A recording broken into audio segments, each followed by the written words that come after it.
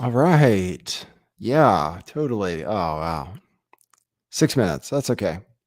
Gave you guys a little chance to tune in. How's everybody doing? Happy Friday. Happy Friday, Trasa. Who wishes everybody a happy Friday. Thank you. Trasa, who says they've been listening to the show longer than it has even existed.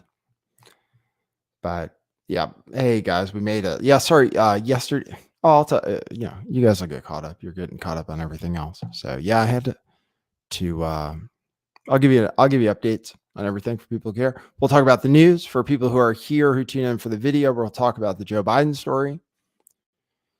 I led with that. So that seems like a big deal. I don't know. There's so much real news that seems like a big deal. We had the CIA 9/11 thing, Fauci being exposed. Now the Joe Biden campaign is being exposed as directly covering up the Hunter Biden story.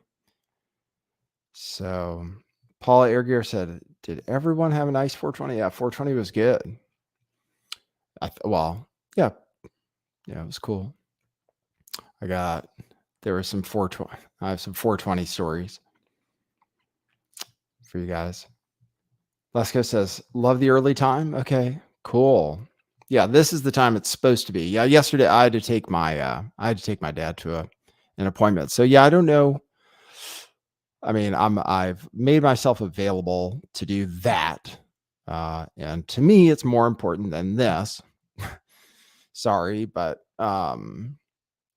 so if I have to do that, sometimes the show might get screwed up. But I also told them my schedule. So basically, I just made myself available to help out with my dad, who, if you're not caught up, just has like serious mobility problems, Parkinson's, and all that. So had to help him go to the doctor yesterday, but he's way better.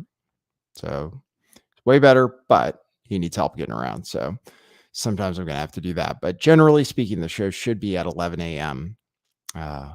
My time, and I'm in California, 2 p.m. Eastern time. So yesterday I cut up some videos. I've been begging for somebody to cut up videos, thinking, oh yeah, there's some solid gold content in there. I was like, oh man, I've been doing hours and hours. There's got to be something good that people would like. But so I tried yesterday. I cut up some stuff that I thought was relevant. I don't know. It shows you what I know. I really don't, because definitely wasn't worth it for me to do that. So not going to be doing that anymore. I guess the best use of my time is just puking content for hours at a time. And then people can do whatever they want with it, I guess. If somebody can figure out how to make money with it, then God bless you. YouTube won't let me do it. So, yeah. Oops. I can't. My computer is giving me a spinning wheel, so I don't know if you guys see me. I see a frozen image of me. Jeez. Was I moving? In my screen, I was totally frozen. So, but yeah, this is free content, which you can support if you want. It's up to you. You're not forced. Nobody forces you to be here. Nobody forces you to pay for it. But I'm thinking about it. I'm thinking about things I can. Thinking about setting up an AI workshop. That's the idea I had today. So if people are interested in that, or have expertise to lend, that's one thing. I just put out a request to people. I know now some experts in my secret Discord, and I'm trying to see if they'll be able to help out. So, because I need to learn more about it, actually. Like, I've been telling you guys about AI, been telling you guys about all this stuff. I have been just talking about AI for a while, from before I was on YouTube, pretty sure. So now it's a really big deal. So, and now I'm so busy, like I can't even keep up. Before, I was the one talking about it, messing around with it.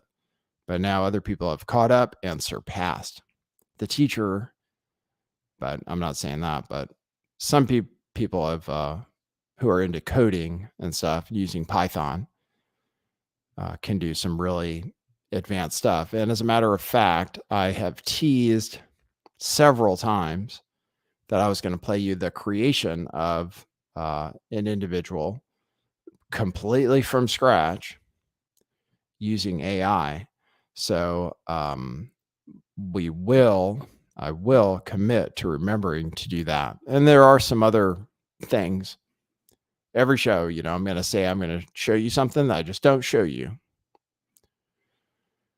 So there are some things that happened on the last shows. I try to review it, and I say, oh, I said I was going to show this, and I just didn't do that. So I'll try to review the things that we did not get caught up on 100% while we're here. So some of the news is the Joe Biden story, which I'll just read to you. TikTok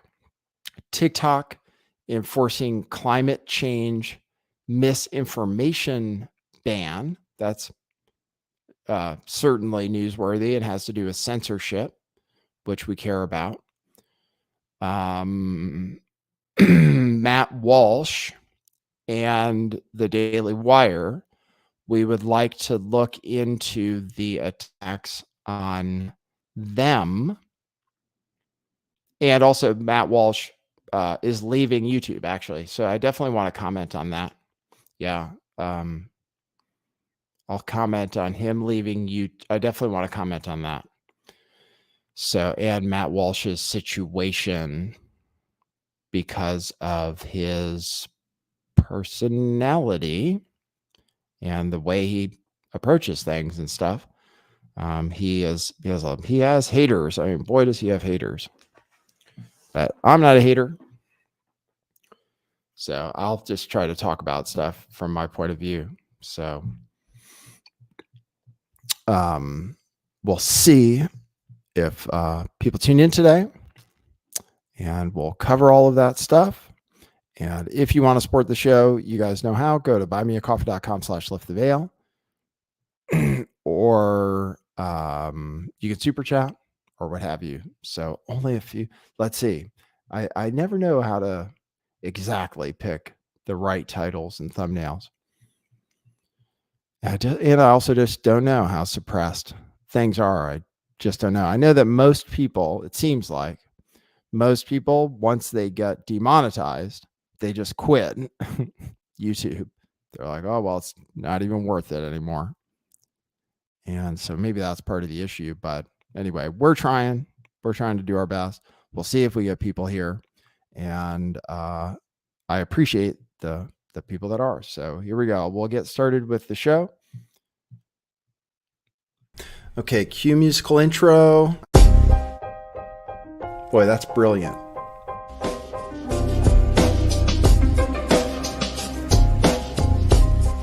I do think some things in the world are real.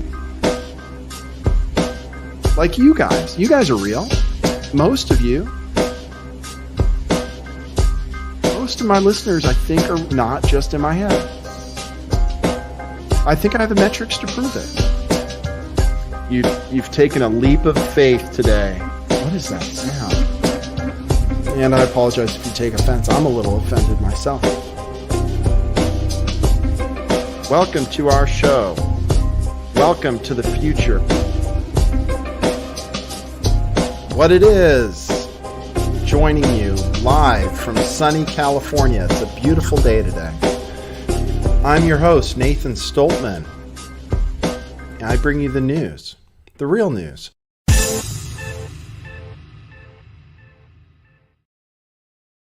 Wow, holy shit. Oh, I got to figure this out. I really do have to figure this out. There's like literally nobody here.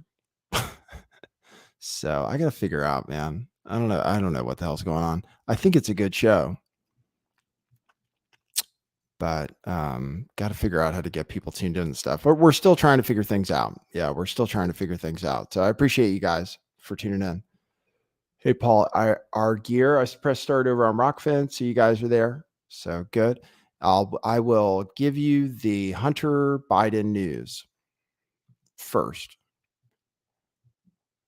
I'll give you the Hunter Biden news, and then we'll talk about, then we'll just talk about everything else. Okay. Hey, Victoria, good to see you. Anime is here. Appreciate you guys. Yeah, appreciate the guys who show up for this very strange show. All right, I'll give you guys the New York Post. Yeah, I don't know. I take advice from people, or I try to.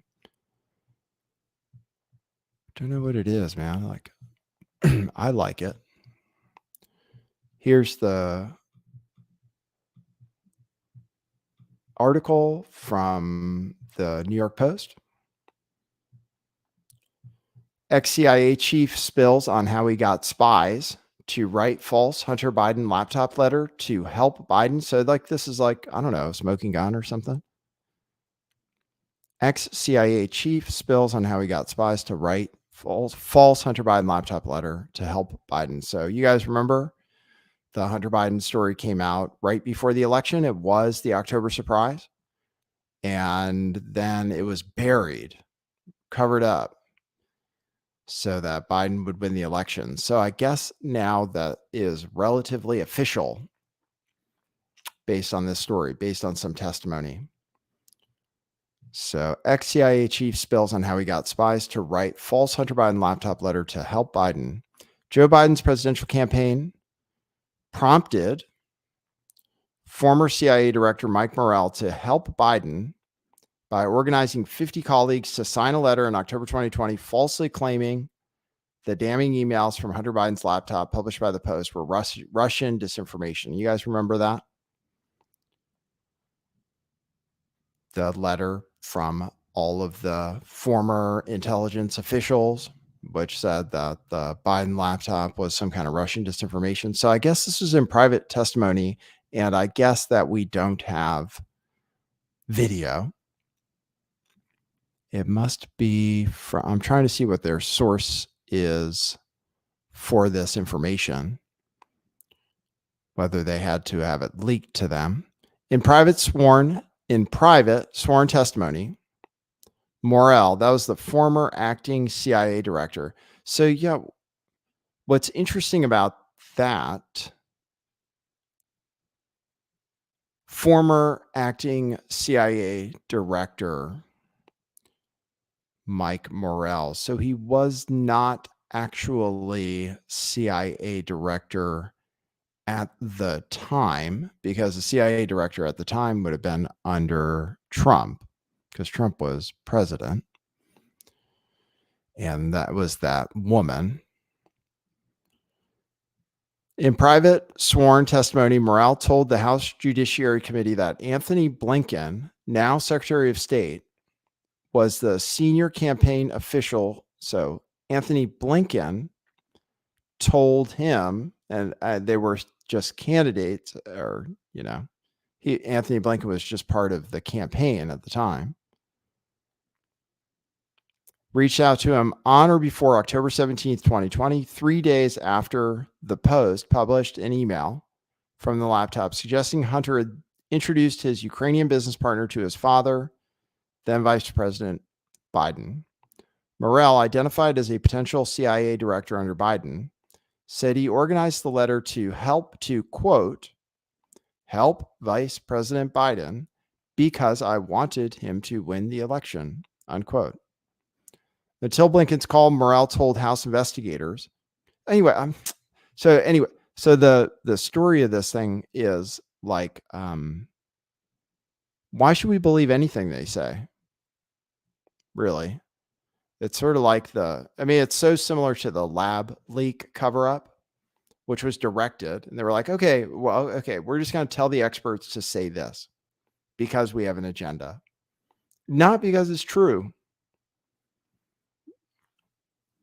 but because, of the effect that it's going to have. Like, we're going to discredit the laptop. That way the news is afraid to cover it because officials have said that it's Russian disinformation, or in the case of the lab leak, that it's racist, animal origin, whatever. But it's not it. The intention has very little to do with the truth. In fact, I'm sorry. I said very little. It actually has the opposite of having to do with the truth. So, like, you just got to take into account, I realize, motivation for doing stuff. Everybody in everything. Me too. What's my motivation? You have to determine. See if you can figure it out. Why am I here? Why is he saying this? What is he trying to do? I must be trying to do something. So, anyway, you don't need fake news. There's like enough crazy stuff in like totally real news, verifiable stuff. In this case, they covered it up. I mean, yeah, like, I don't know, man. People should go to jail for this stuff. Oh, so you're just saying, so you were just able to use your connections, Morell, as ex-CIA director. He was like, oh, like, let me call up my CIA buddies. And yeah, we're used to running PSYOPs. So, yeah, we'll just run a PSYOP. No big deal. On the American people, that's fine. No big deal. As long as it achieves the goal that we're trying to achieve. And they did do that. Doesn't even matter if it's discredited later. Doesn't even matter. Doesn't matter, like, their reputation. Everybody who's on the letter, did they suffer reputational harm? I doubt it. Usually people that go along with the lies actually are promoted. Like, usually that you get rewarded for lying on somebody else's behalf. Like, that means you're a team player. People who insist on telling the truth, regardless of what their superiors are telling them to do or what people want to hear, those people are punished relentlessly. They get fired from MSNBC and stuff. It's an interesting world, It's messed up. People say I complain. It's just that, like, this, it's not right. It's just not right. It's not the way it's supposed to be. People are supposed to have integrity. They're supposed to. Until Blinken's call, Morell told House investigators he had no intention of writing any statement exonerating Biden until, this is good. So Anthony Blinken really started it. Until Blinken's call, Morell told House investigators he had no intention of writing any statement exonerating Biden, but he agreed that the conversation with Blinken, quote, triggered that intent, unquote, in him. At 10:53 p.m., the night of the call, Blinken emailed Morell a USA Today article claiming that the FBI was examining whether Hunter's laptop was part of a disinformation campaign. At the bottom of Blinken's email was the signature block of Andrew Bates, then director of rapid response for the Biden campaign. Morell said he did, quote, a little bit of my own research, unquote, then reached out to retired CIA senior operations officer Mark Polymeropoulos for assistance in compiling the letter discrediting the Post's reporting. So he reached out to retired CIA senior operations officer for assistance in compiling the letter. Over the next 2 days, Morell gathered signatures from 51 former intelligence officials, including himself, and four other former CIA directors. So that just shows you, man, like, where CIA directors, you think that, I don't know, if you were important, wouldn't you feel Like it was wrong putting your name on something that's not only not true, but actually a genuine psychological operation on the American people in order to achieve a specific goal, which was political in nature. Seems wrong, but what is morality anyway? Morrell testified that he sent an email telling Nick Shapiro, former deputy chief of staff to Brennan, that the Biden campaign wanted the statement to go to a particular reporter at the Washington Post and that he should send the statement to the campaign as well. Morrell testified that he sent an email telling Nick Shapiro, former deputy chief of staff to Brennan, that the Biden campaign wanted the statement to go to a particular reporter at the Washington Post. Which reporter, please? Thank you. Which reporter?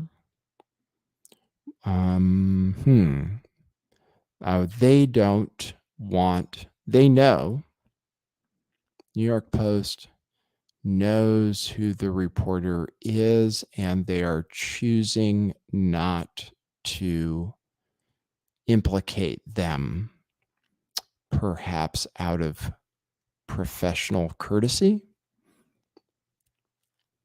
Maybe. Who are the CIA journalists? Yeah, there are some. There always have been throughout history.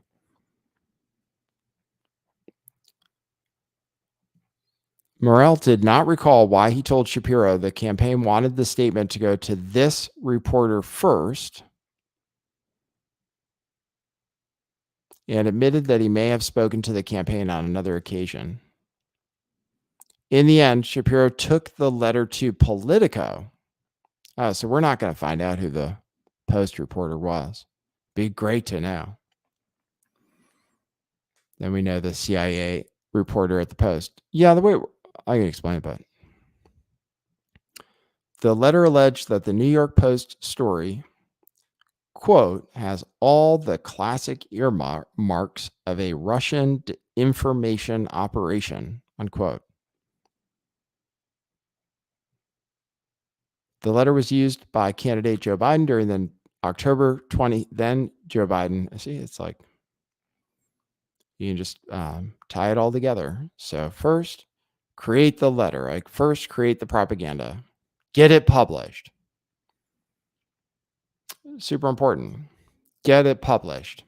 You need somebody on the inside at a news organization who will get the disinformation out to the public, because you can't disseminate it yourself. So they have to use people. They have a reporter at the Washington Post that they trust, that they wanted to use. And they ended up using a reporter at Politico. Let's see if this links. Yep, here's the original story.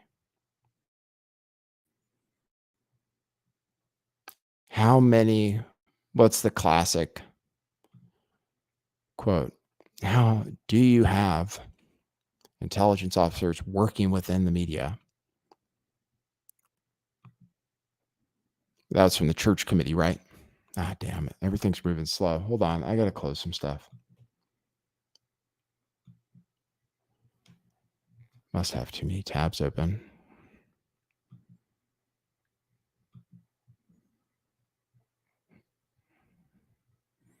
This is the original story, though, on Politico.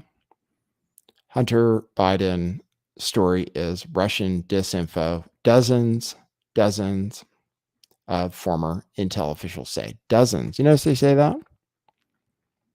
They don't say tens of. It's always dozens of. We'll talk about that. I'll slip in duodecimal propaganda subtly until you understand.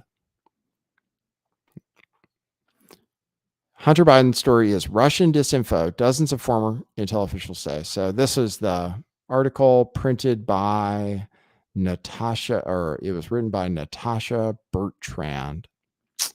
Let's see, Natasha Bertrand, CIA journalist. Sometimes it's funny to.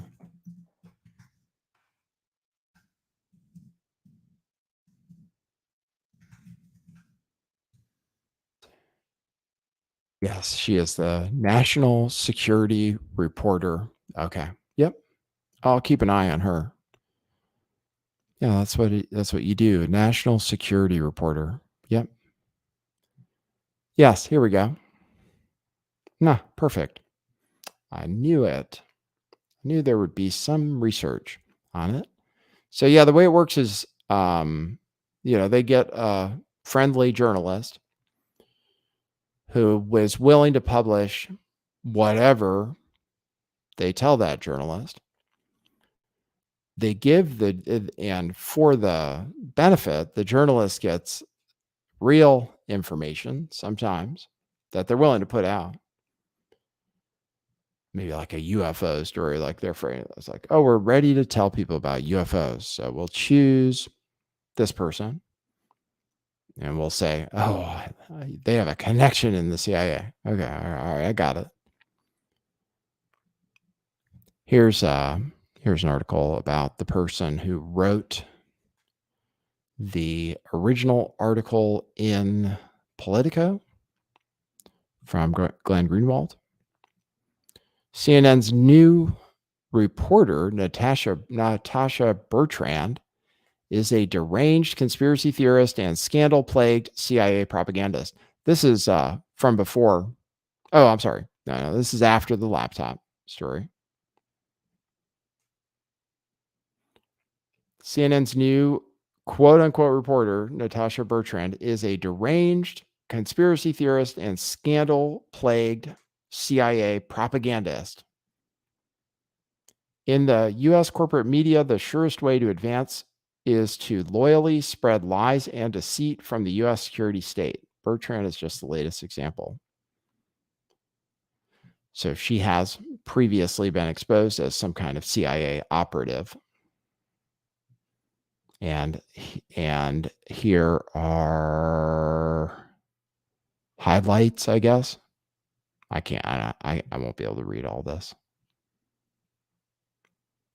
But here's an article. I'll share it. It's always good to find out who the CIA agents are. People talk about Anderson Cooper. Anderson Cooper worked for the CIA, right? Like he was an intern or something. Pretty normal. So anyway, that's the story from the New York Post. I think that's the whole story. First, they write the letter, then they get it published, then Joe Biden refers to it, create the disinformation, make it official by getting it published, and then refer back to it as if it's true. That's the disinformation cycle. First, get it out there. Medical studies, climate studies, get it published, and then cite it. That's how the great circle of truth works. So that's that story.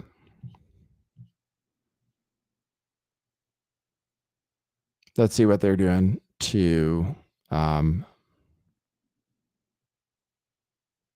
in a letter to Blinken sent Thursday, Judiciary Chairman Jim Jordan and Representative Michael Turner, chairman of the Permanent Select Committee on Intelligence, wrote, quote, "We are examining the origins of the infamous public statement signed by 51 former intelligence officials that falsely discredited a New York Post story regarding Hunter Biden's laptop as supposed Russian disinformation.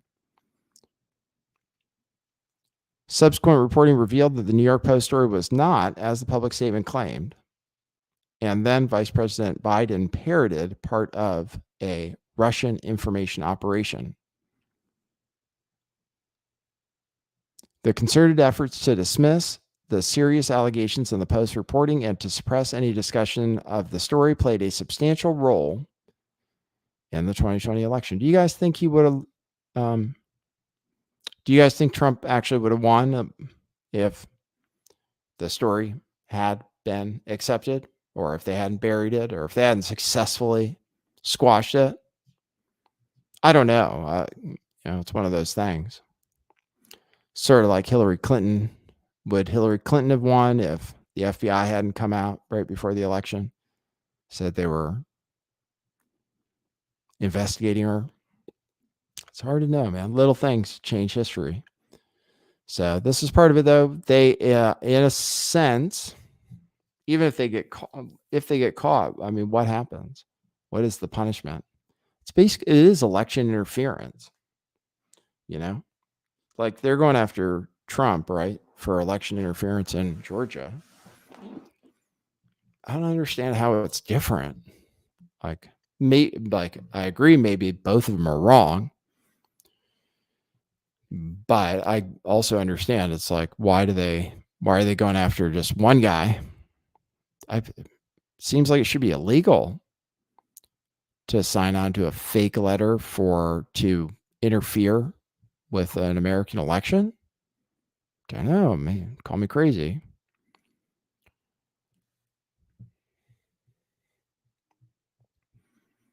So people are tired of looking at Rachel Maddow. I got you. People are looking for Be More Busker. Yeah, I see that. Shout out to Be More Busker, if anybody can find him. We've heard from him. I'm trying to think of the last time we heard from him. If we open up phones, we'll see if he shows up. The show's at a different time, though, so you might be getting used to it. All right, so that's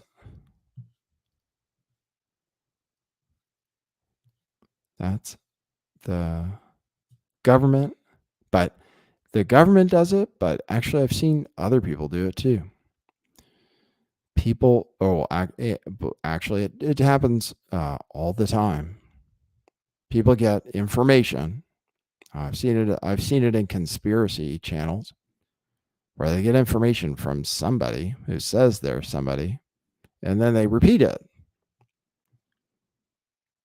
And maybe they get a lot of clicks for it too. I've seen that too.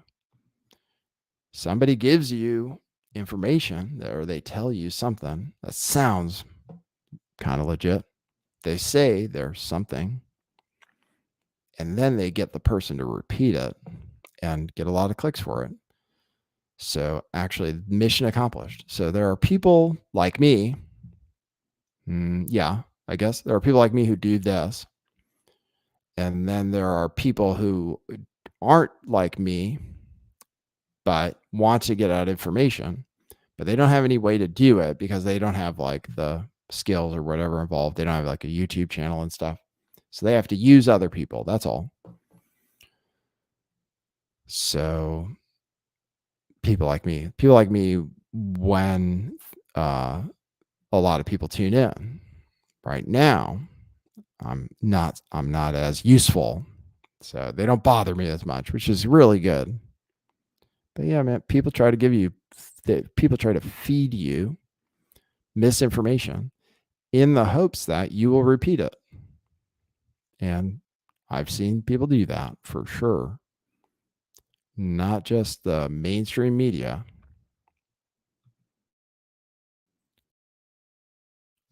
So that is a thing. That's a thing.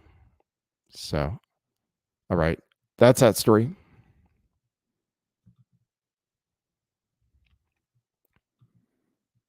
TFC Jedi says, ask ChatGPT. Yeah, if people are interested in learning about AI, and I got to figure things out, man. What the hell? If you're interested in learning about AI, you can contact me or, I don't know, comment somewhere, or I don't know. I'll try to set something up. I'm going to try to see if I can set something up for this weekend. So it'll be really valuable for people who are interested. But oh man, I just don't know if anybody's even going to see this. You can, I need to put up my thing.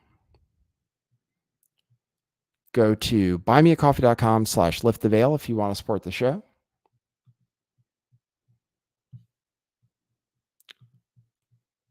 I don't know. Maybe I'll take phone calls or something. What the fuck?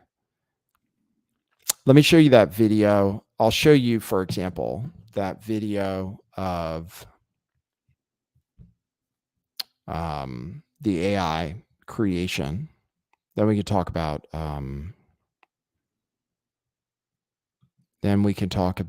Matt Walsh and stuff and whatever you guys feel like talking about. I might take phone calls. Shit, I don't have enough fucking name, man.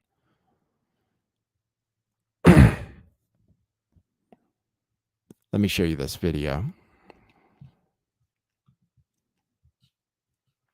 I also have a story about gay people getting special privileges crossing the border.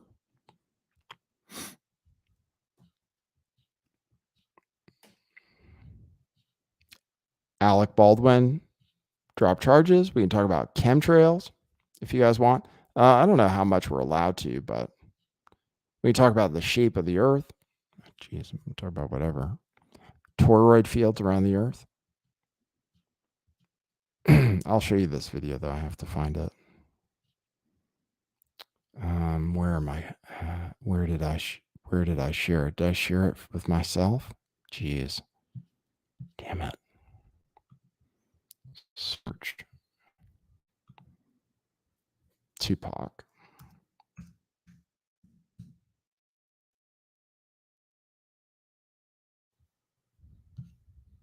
Here it is.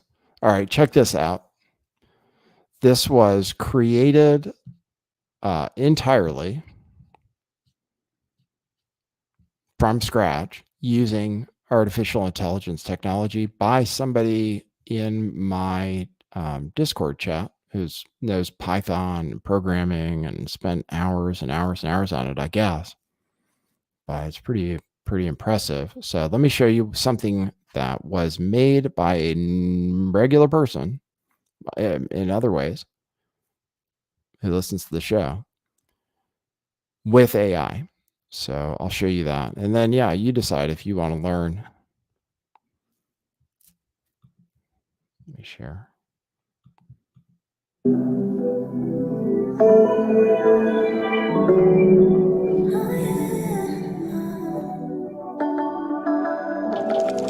Touching my feelings, stressing appearances. Feeling solid about who the man in the mirror is. I'm hard to speak about connecting strangers. Thinking to take the language, but I might better speak it all. I seldom see a flaw, try it all. Shit fly by like a snake. I feel the earth when I'm dazed, I'm seeing stars. Got them all on the wave, it's more than just words to a page. Just feel like I'm hosting a reading log. I speak in tongues.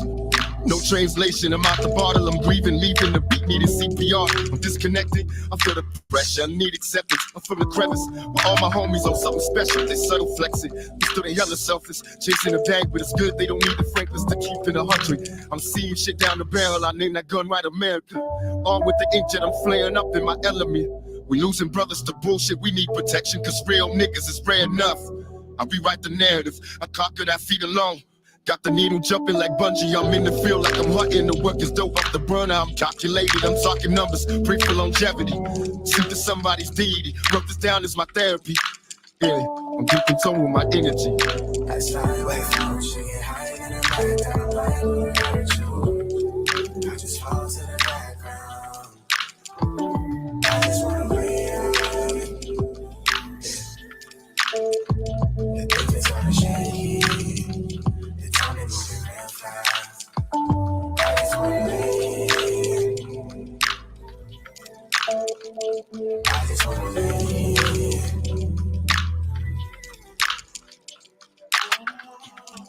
Talk is dense, I'm trying to make sense of it. My stomach turning between this lit and the dissonance. I know some people are retarded who are like criticizing this. You guys are stupid.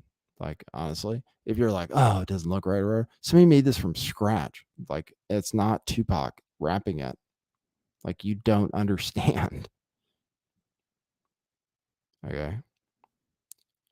Like, you don't get it.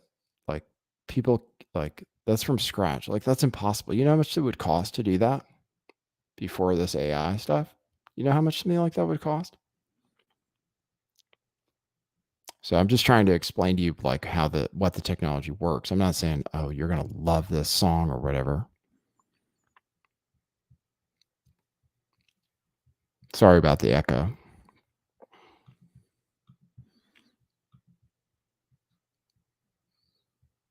But yeah, that's something you can do with it.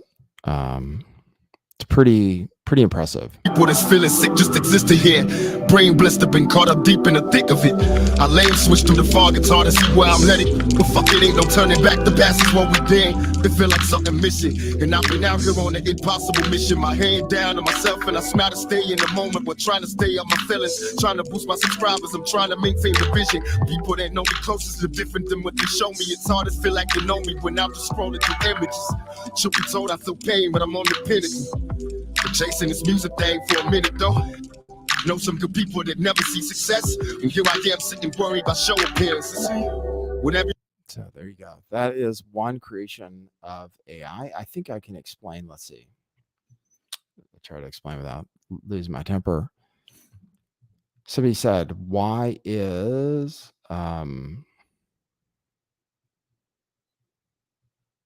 let's see." Somebody says, "What use is AI?" I think. Why is AI even valuable at all? That's super easy. Oh God, what the fuck, man? People suck. I fucking hate people. So hard. People are so difficult. People get annoyed when you talk about AI. People get annoyed when you talk about cryptocurrency. Why is AI even valuable at all? Okay, my profile picture. Just my profile picture. Tell me, like, take a guess how much it would cost for me to hire a digital artist to create it, or my thumbnails when I use the AI to do that. Like, how much would that cost? Like, do you know what my original logo would have cost for like an actual designer? Do you know what a travel agent costs? Because the AI can do that. Do you know what a copywriter costs? A creative writer costs? Like it makes it accessible for anybody. I know people want to hear about conspiracy theories all the time and stuff, but like this is like it can do things for you. You know what I mean? Like I'm not talking about it just because I'm a dork. Like I am though. I get it. But like you can do all kinds of stuff. Plan a trip, whatever. Ask it questions about things. It's going to be able to teach you. Like I'm thinking I might learn Spanish. It's going to have a language assistant teacher.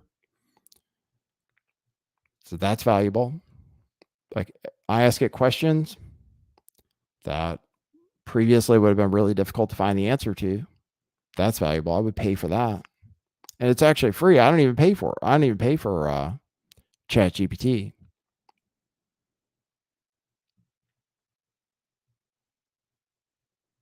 So yeah, it can do all kinds of stuff. So why is it valuable? If it, we'll see. If you're interested in it, let me know. If people aren't interested in it, then I will be disappointed in you. But no, I guess it's no problem. But if people are interested, they're the people that I know who are messing around with it really find pleasure in dealing with it and some of the things it can do. I just laugh at some of the pictures it makes. I mean, it's worth it for me just for that. Just for laughing about stuff. pictures of Joe Biden, pictures of gay people crossing the border.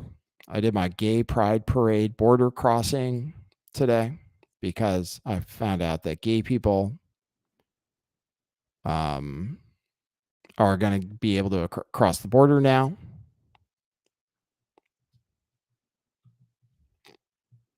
I'll show you that story, and then I can show you what I made about it. Let's see. Gay border crossing. Illegal aliens who are LGBTQ may not be detained under Democrats' new bill. Let me show you that. And then I can show you the artwork that I made to make fun of it. Let's see, LGBTQ border.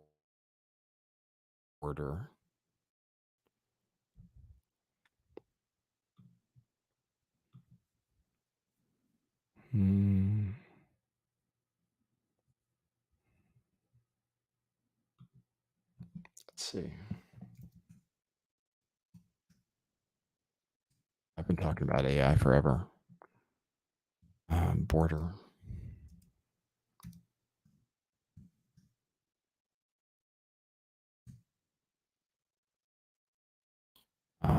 Why doesn't it show? So it's weird. I have a news story from Disclosed TV, but I can't find a real story about it.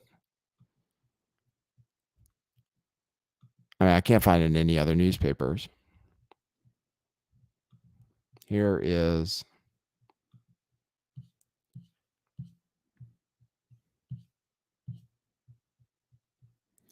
Violet Lotus says, Nathan, will you sell out to the AI? How does your wife feel about that? Better explain the nature of your question. I don't know what you mean by sell out to the AI. You can elaborate if you'd like. I'm happy to get into it.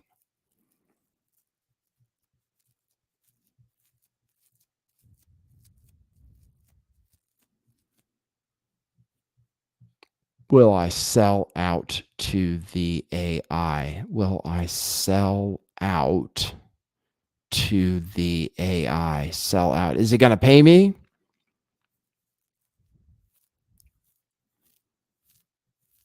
If it pays me enough,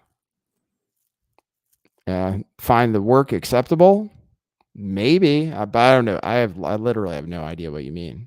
Sell out. I have no idea what you mean. I'm trying to learn about it.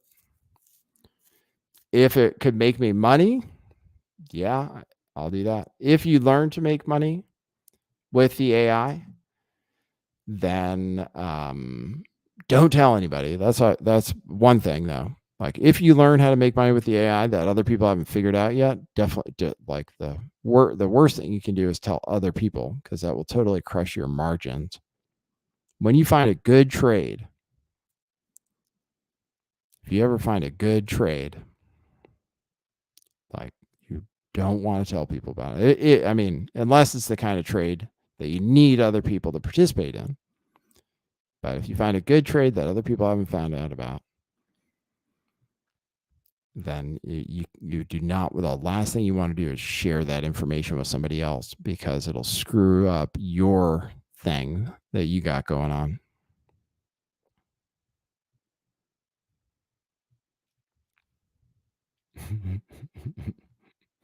Hey, Hoaxworth, I appreciate it. If you are selling out without getting paid, then you aren't doing it correctly. Yeah. Tell me about like more things. I need to know more things that I need to figure out. Yeah. Somewhere along the way. And do something the correct way, the correct thing, I'll figure out the right things to talk about, the right things to make thumbnails about, the right titles to use, the right way to talk to people. Until then, you have to put up with this. Thanks, Hoaxforce. Jelena says, scarcity mindset is bad. Okay. If that's criticism, I have no scarcity mindset. Money is not real. It can appear out of thin air. I can assure you of that. It's kind of random, really. You don't have to worry about it. Scarcity mindset is bad. AI mindset is more about abundance, maybe. I don't know. Abundance thinking is good. Abundance thinking is good. So here's one story. Illegal. All right, hold on. Let me try to deal with the comments. Maybe we'll just talk to people in the comments. I'll try to be really nice and understanding and super positive. Give me the analog life. There's this one. Give me the analog life. I'm finally starting to understand the steampunk movement. What if that means you can never listen to my show again? Because I won't have the technology to bring it to you. Like I'm using all like advanced tech to do this, right? So you can hear me and stuff. So what are you going to do then in the analog life? Like, how are you going to entertain yourself? How are you going to make memes without the freaking meme generator? How are you going to have laughs? How are you going to make a gay pride border crossing? You tell me how. Like, if we can do it, that's good. I got my dad an Apple Watch. Okay. People are like, Apple Watch is bad. Self-driving cars are bad, right? If he falls, it'll tell me about it. Like, it'll tell me. That's why we got it for him. Oh, and it keeps track of his heart rate and stuff.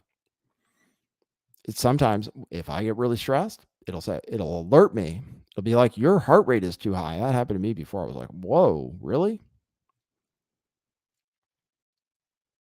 So technology is not bad. Well, smartphones, I mean, what? My camera? Holy shit. If it wasn't for everybody buying iPhones.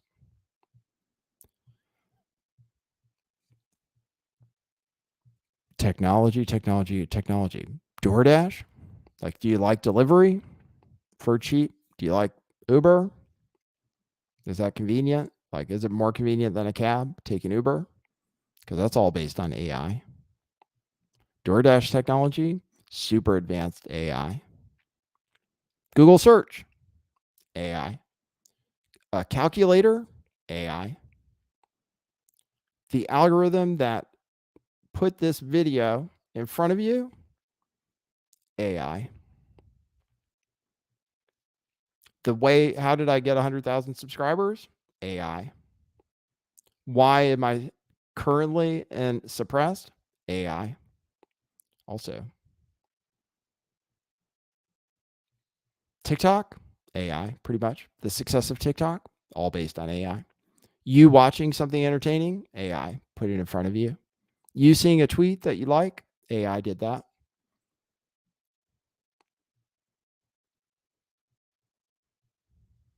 So how analog do you want to go? Like, how analog should we take this thing?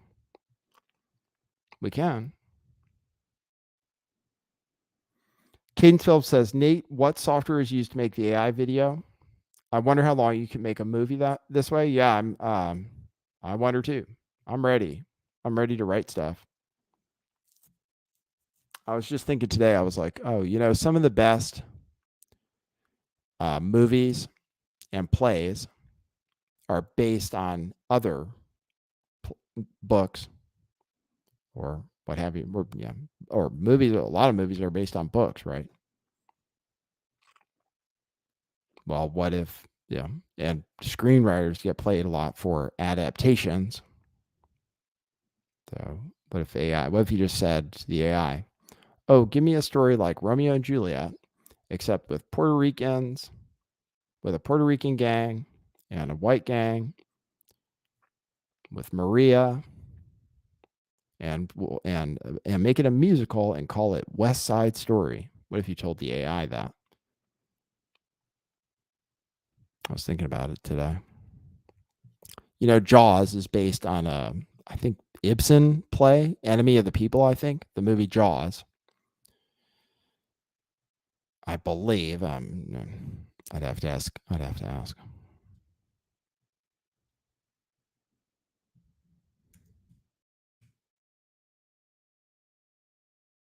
believe it was based on a play called Enemy of the People, but I'm not sure. I have to look into that.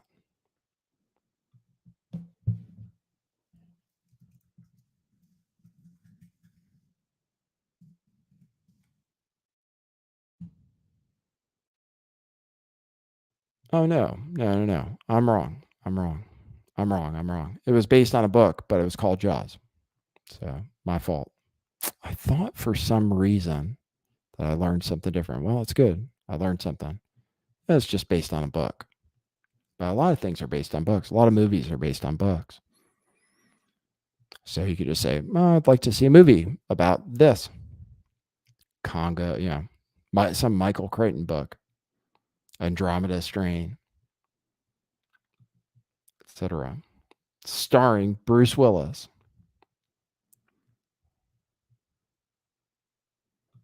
But I'm trying to. I know like people in the film and movie business. I was going to tell them, asking them if they're ready for technology. Well, I'm hoping is one day. This is what I hope. This is what I dream. Is that one day my digital likeness will be super valuable, or my voice. Like if I somehow could make my voice really valuable, where people really wanted to hear it, read books, do voiceovers, whatever, then not only would I be set for life, but generations will be set for life. Like that would be unbelievable. Immortality, digital immortality. I've already achieved it because anybody soon will be able to copy me, clone me, and have me do whatever, a relatively good impression. If somebody wanted to already, they could make an audiobook with my voice. And in the future, that will be something I can get paid for.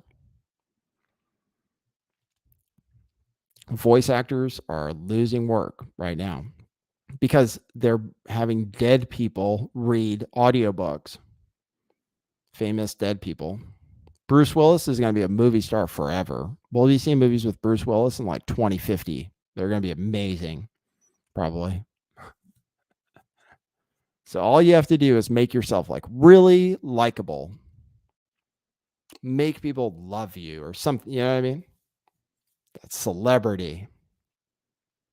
Oh, I gotta have Nathan. I gotta have Nathan, virtual Nathan in my movie. I have to have virtual Nathan read my book because I just can't get a freak enough of that guy. Except for generations. Like I could die. And I'm still valuable. Now that's something. Huh? Or no? Think I'm crazy? So somehow, right? Celebrity, super valuable. Even more valuable than ever.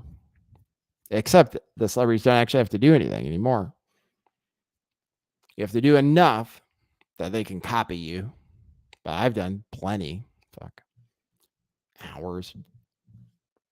Millions of hours of content. I mean, who the hell knows? They've got me down, or they will be able to. Or Google does. Google has it. Analyze every Lift the Veil show. Actually, right now we are right now I'm talking about. Anyway, I'll get into that. But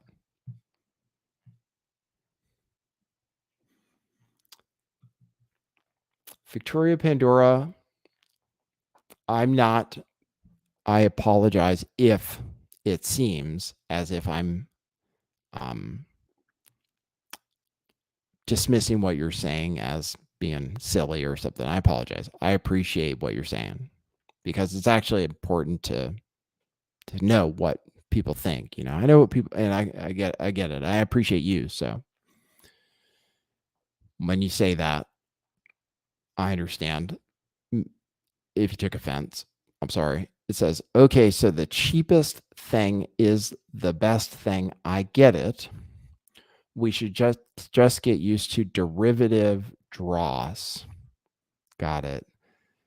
Are we currently do you find anything that I created with AI to be derivative exactly? Because you can write original content for synthetic characters, just like a cartoon. Like if you made a cartoon with AI, is that derivative, really? Or if you did a South Park parody, is that derivative? Or if you ask for art in the style of Monet, Van Gogh, whatever, is it derivative or is it original? Oh, yeah. The first part of your statement is, okay, so the cheapest thing is the best thing. I could answer that and say, well, that's a weird thing to say. The cheapest thing is the best thing. It getting the most value for your money, I don't understand an argument against that. That's all.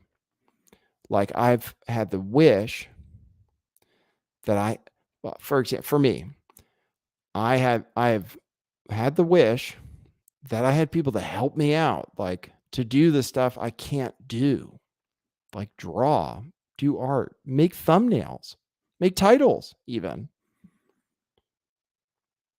Like I wish I had somebody to help me out, make my damn videos. Like I feel like somebody could figure out something that I say that's interesting or something and monetize it or whatever. I can't, God knows I can't figure it out. And nobody wants to help me, like, I mean, and they shouldn't want to work for free. And humans cost money, man. Humans need like stuff, and we need to eat. We need to buy AirPods. We have all kinds of like needs that make us expensive.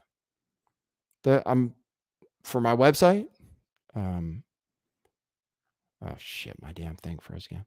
For my website, I'm paying $75 an hour for a human who likes me to help me out with the website, If that was cheaper, then I would probably use it. I mean, I'd like employing humans is good for what they're useful for. But if you don't need, like, cheaper is better. Cheaper energy is better, right? Like, objectively, efficiency is really important. Like, I don't know. What's more important than being more efficient?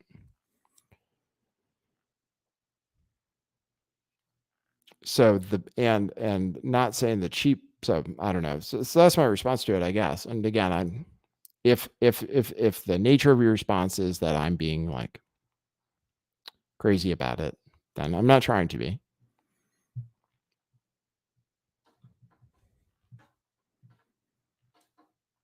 All right, so I'll check out Hoax Wars. Thank you, man. Look at that. And if you guys want to donate, hopefully did I have my banner up? Buymeacoffee.com/lifttheveil. Yeah, I got defensive. Well, only because I know how impressive that video was. I screwed up the sound for it. I apologize for that. And then I saw somebody say something. I was defensive of the person who created it because I know how much time they spent doing it. And I know that it's really, really hard to do what that was. So it's not about, oh, it's the greatest Tupac song or it looks just like him or whatever. Just more about, oh, wow, look what's possible. So yeah, I need AI assistance. Like I need help in my life. Like I really do. And people cost money. My wife is busy. Other people got stuff going on. I try to get the help I can for free, but I'm willing to pay for technology that assists with that. So, and the cheaper the better, to be fair. So I see a super chat from, let's see, hold on. Hoaxworth says, what do I heart most about artificial intelligence? Well, everything's artificial intelligence. So I was talking to my dad about it. He was like, well, it's all AI. It's been AI forever. It's true. It's all AI. So what do I heart most about it? I like it when it likes me. That's my favorite. My favorite thing about anybody is if the AI likes me, then that's cool. No, I don't know. It's my favorite thing. I like I like the things I can do that make me laugh. So mostly I just use it to make funny pictures if I can right now.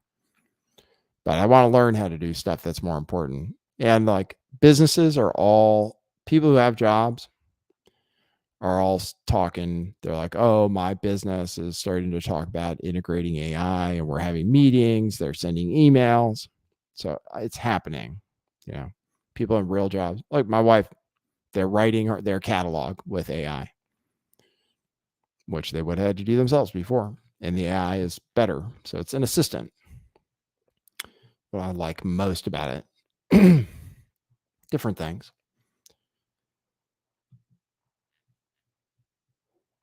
Trace, all you got it right. Siri, Alexa, Google, Bing. Yeah, well, Bing, everybody, yeah, that's the latest. People are talking about AI because of the language models, because of the pictures. But really, TikTok, like the success of TikTok is because of their algorithm. The failure of Rumble is because they have the worst AI possible. I have no idea what's happening at Rumble. They have the worst AI ever, as far as I can tell. So we can talk about Rumble too. But AI, the success, like why is YouTube the best? AI. They're the best AI. They're the best at finding you with me, I guess. I'm suppressed. Like they use the AI against me, and that sucks. But a good AI would know, you would think. But yeah, Siri, Alexa, Google, whatever. Yeah, I don't have an Alexa or anything, but it's helpful when you want to know the answer to something. For me, like I used to like Wikipedia. I like information. I really like information. I want to know. And the chat GPT, just the free one I use, is actually really good. It gives me lots of good information. So I haven't oh yeah, I could maybe I'll spend some time over the weekend. I'm going to try to spend some time over the weekend. We're going to try to set up a meetup. I don't even know how to promote it or anything. So I'm going to try to learn more, see what's possible. And then if people want to learn about it, then we'll set up something and and it's something that would be worth money for you to learn. All of it. You guys get a lot of information on this show that's like super valuable, totally for free.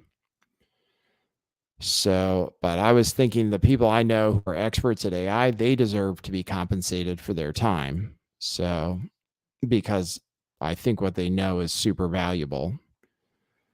So, thinking of trying to put together like workshops or classes or something. But the success of like almost anything depends on people tuning into the fucking show, which I don't know how to do. You know, I don't know how to get people tuned in. I have like no clue.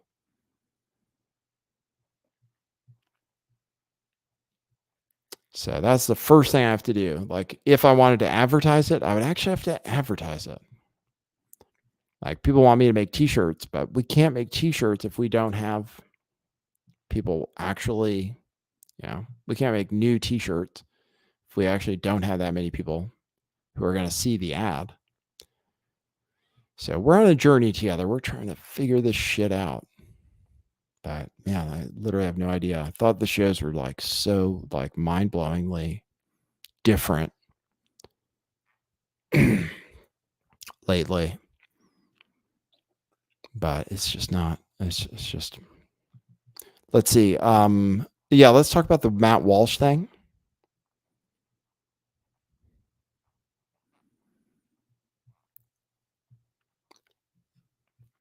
Oh man, what the heck?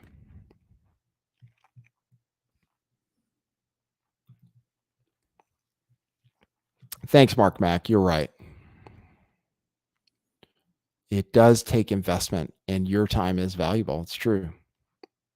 It's true. Actually, I get your attention. The attention economy. Right. I have to remember that.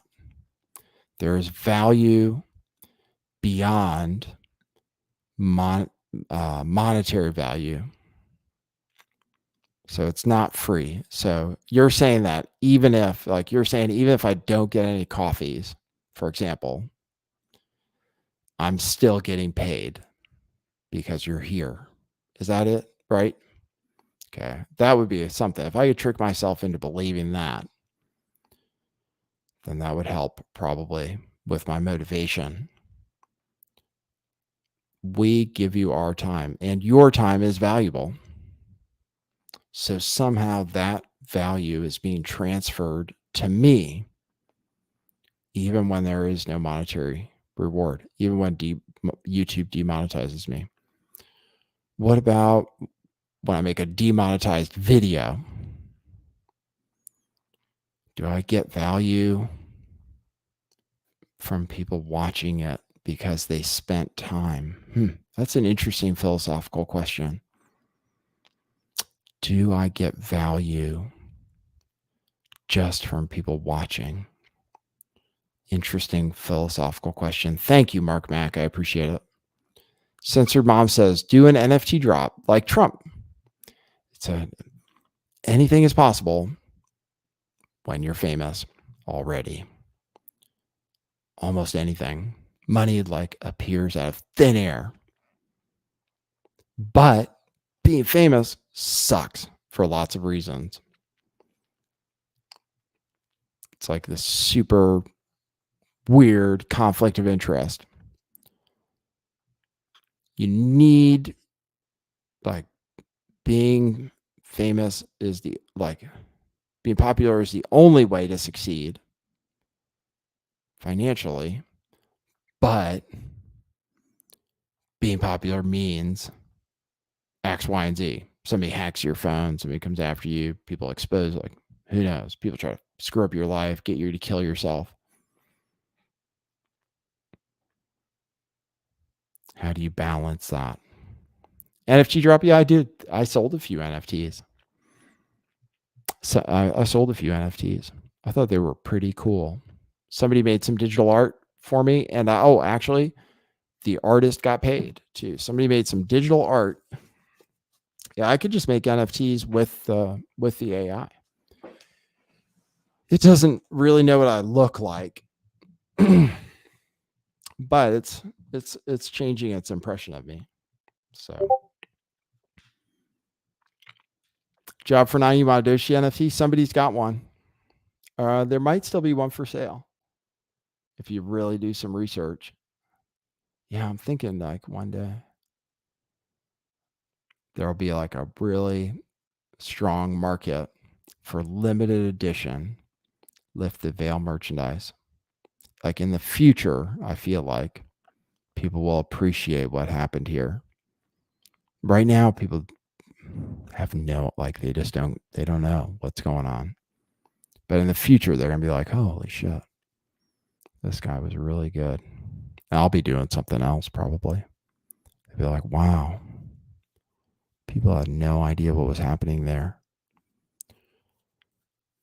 And then there's going to be this like market for Lift the Veil limited edition t-shirts. Like those Nassim shirts, going to be worth a lot. Limited. Everything's limited. The NFTs, super valuable. One day. So you're making a good investment. So in as much as your time is valuable to the person who said that,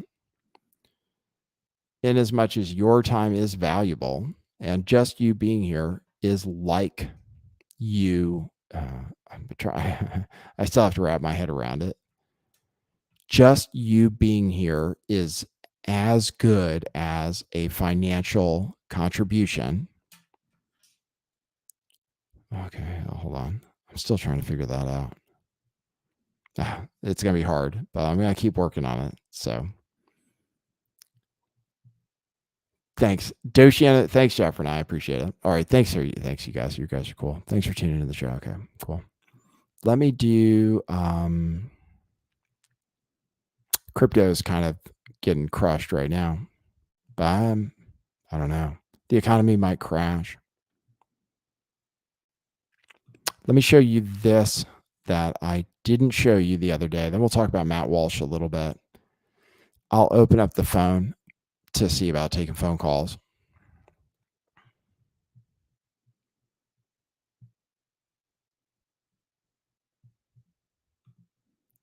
Let me see. I told you guys. Oh, geez. Oh, you're going to hurt my feelings really bad.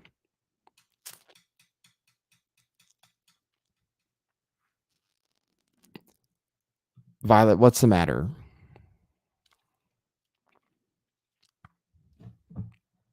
Like what's the matter? Is it really bad? I'm happy to talk about Matt Walsh. That's cool. Is the show done? Is it like torture or something? Because it's the last thing I want. We can talk about Matt Walsh for sure. I'm interested, but like, was the last part of the show just really terrible? I'll just delete it. I mean, honestly, I don't care. Sometimes I think that I'm like, I don't know, man. Like this shit's crazy.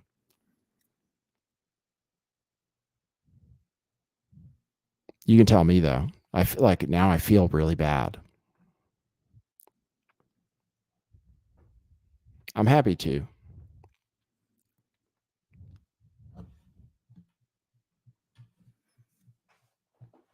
Let me see.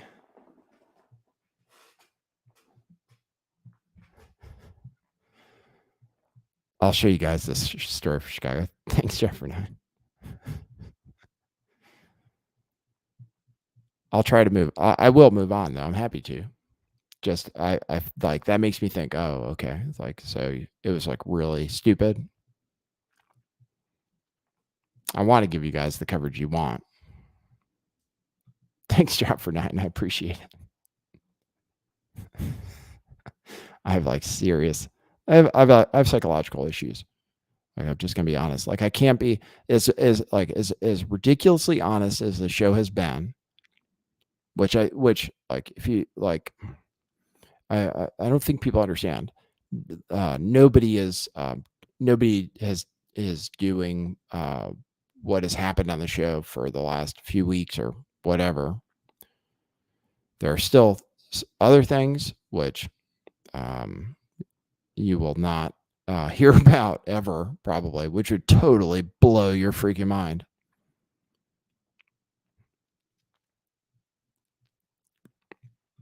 But yeah, I have issues. I really do. I'm wearing a shirt.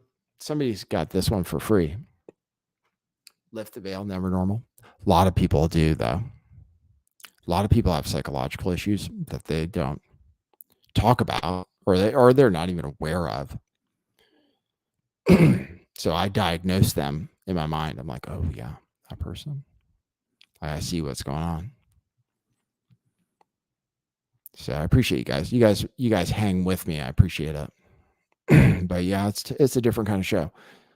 That's why we have shirts that say "Lift the Veil, Never Normal." Those shirts are, and I give those away for free. Oh, I have to cancel this, guys. God dang it! Cancel. Wait, why did he email me to cancel it? Why didn't he just cancel it himself?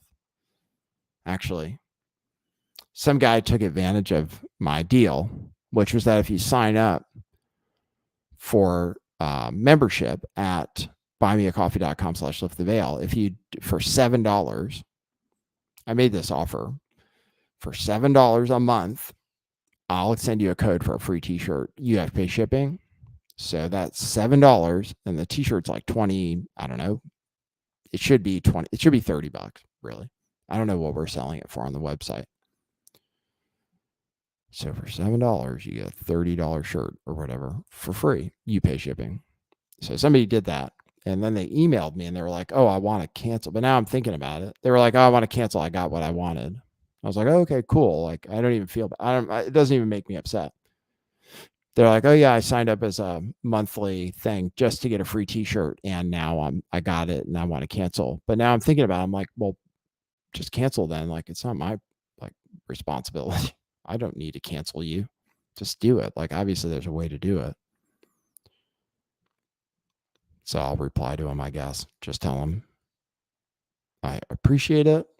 Like, I appreciate taking advantage of a great offer and go ahead and cancel. That's your prerogative for sure. Yeah, if you do that though, I thought sometimes I think of great ideas. I'm like, oh, that'll really motivate people. They'll see the value in that. Be like, oh, a free t-shirt room. It's only $7. Wow, people will sign up. I don't even mention it anymore.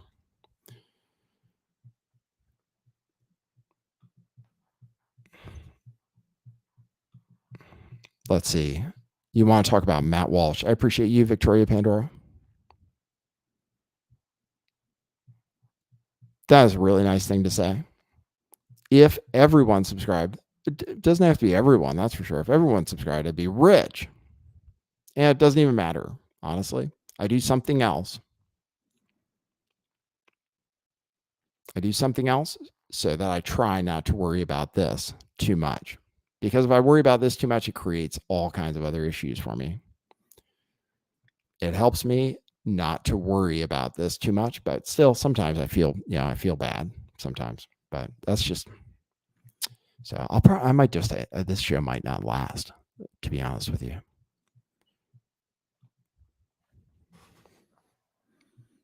Oh, thanks, Mark Mac. That's cool. You don't have to. It's totally up to you.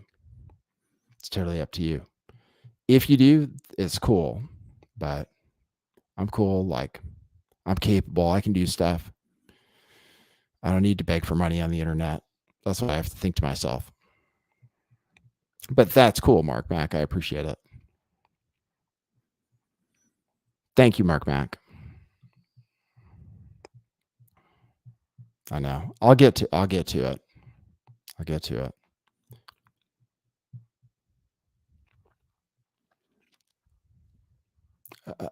Maybe there's something good anyway. Maybe. We just won't post the podcast. So the podcast people will be like, oh, what happened? That's what happens. Yeah, I'm very neurotic. Like, I'm extraordinarily neurotic.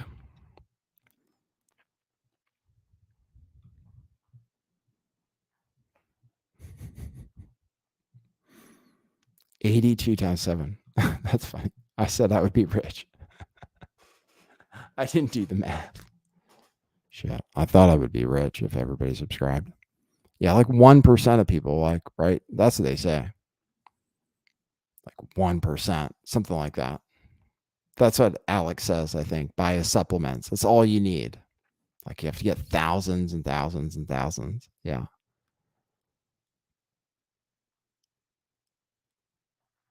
You're right. $600 a month isn't really going to do it for me, will it? Like, even if everybody did it. Yeah, there was a time, though.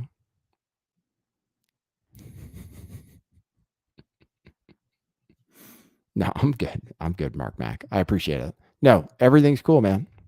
Oh, it's all good. I appreciate it. I don't want you guys to think I'm down. Oh, I got stuff going on, right? Like with my dad and all that stuff. So I've got some stuff going on. So, and then, yeah, people don't, you know what it is like, people, are smart enough not to talk about stuff like that. I think that's the main thing, Mark. I appreciate it. Actually, things are great. It's cool. Like, things are good. I really think the show, like, I really like it. Like, I really do. It's totally different. So no, it's all good. It's all good. Thank you though.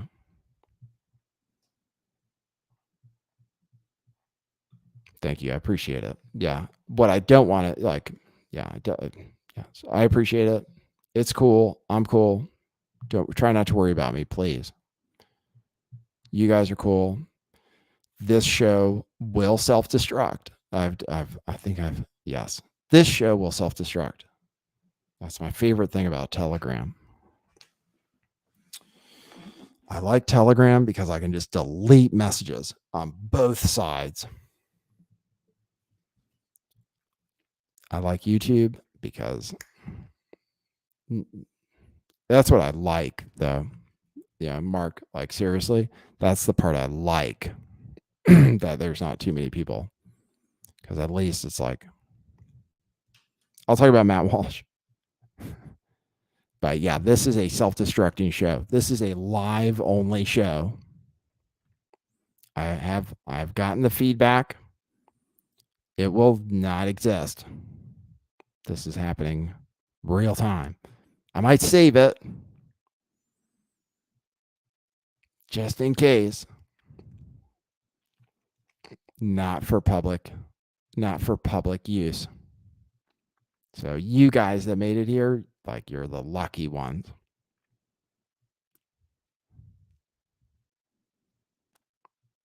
Fire sales, we've already had them. Hoax Wars, we have fire sales all the time. Okay, so anybody can call in anytime. We'll take phone calls. Anybody can call in anytime, and feel free to be yourself, because nobody's ever going to hear it again. Like, you don't have to worry about it. Maybe it'll be on Rockfin, where nobody, maybe I'll leave it on Rockfin. That's cool. That's what I'll do. I'll leave it on Rockfin. Then if people really, really, really care and want to go through the struggle, they can find it. But I'm not afraid. I'm not afraid to delete content. Yeah, if you want to call in, you can. 650-429-8294. I don't even think I'm going to check for coffees. If you want to support the show with coffees, that's great. I'll read them on the next show. I'm not going to check them today. But if you want to support the show, you go to buymeacoffee.com/lifttheveil. If you want to call in, you can go to 650-429-8294. Jelena says, deleting it and putting it on Rockfin are the same. Oh, burn. Sick burn on Rockfin. Oh, man, I'm going to tell the CEO. I'm going to tell him. Jelena said that. What happens on Rockfin? Jelena says what happens on Rockfin is irrelevant. That's where I was the whole time. For years. I did the show for like 60 people on Rockfin. Like, I was like, screw YouTube. Screw you guys. I only came on YouTube because I was like, oh shit, this isn't going to work out.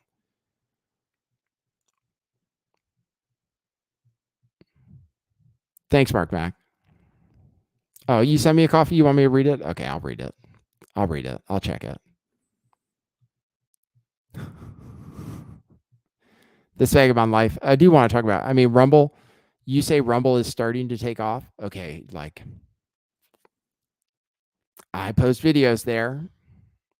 Once I think I post videos with the kind of titles that would be popular without censorship on YouTube, like the old YouTube, right? Like, I don't know. If I look at it this way, this is what I look at. Like, I was able before on YouTube, I would say what I thought, even if it was wrong, and I got a bunch of people watching. It seemed like it must have been interesting or something. So if Rumble worked, then I would post videos there.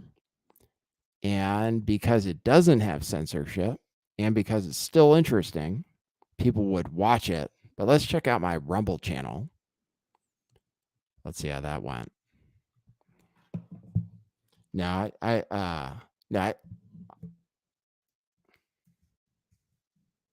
oops, rumble.com. Check out my Rumble library. But yeah, Matt Walsh got demonetized on YouTube, and basically he said he's quitting.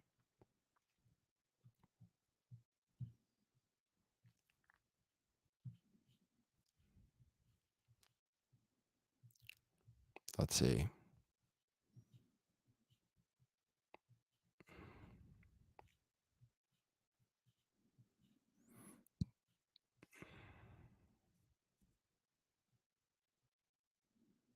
Matt Walsh. Here's his tweet about it. I'll check out I'll see if I'll sign in. The phone's open if you want. Salty Cracker's on Rumble. Isn't Salty Cracker still on YouTube? People say Salty Cracker still on YouTube. They say he's like some kind of, they don't understand how. Is he monetized too? But the way it works with Rumble is they pay you and they promote you, or you get nothing out of it. If it was a real platform, people would post content on there without having a contract with Rumble and make money. That's what I mean. And actually make money. The idea is, here's the idea. The reason, oh man. Sometimes if I say, I'm on Rumble now, Vagabond Life.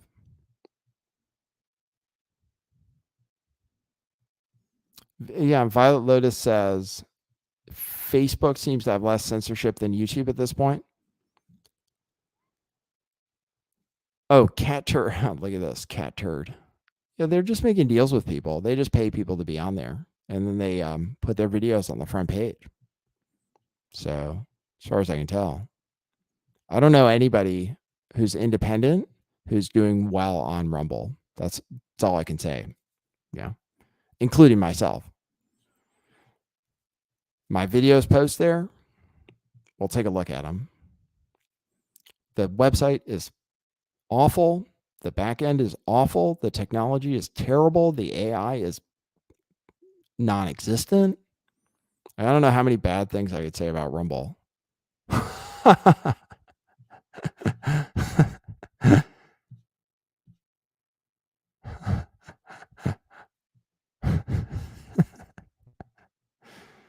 No, man. I mean, come on. 0 views on my last 3 videos. I'll have 0 views. Oh, sorry. It says ready to share, monetization pending. I wonder why that is. Ready to share, monetization pending. Huh. Wonder why it's not shared. God, their technology the website's just a piece of shit. It's the worst thing I've ever seen. No, I think they're going to go out of business, to be honest. That's why I'm not going to invest much time. They're paying too much, and I don't believe it's not real. Like what's happening there isn't real. They just artificially promote people that they pay. Like if okay, great. So if they wanted to pay me and artificially promote me, cool. But their website, here's a video. Yeah, I've heard Facebook has less censorship. Facebook used to have the worst censorship. Dan Whiffen says the worst I've ever seen. Yeah, I've used different platforms.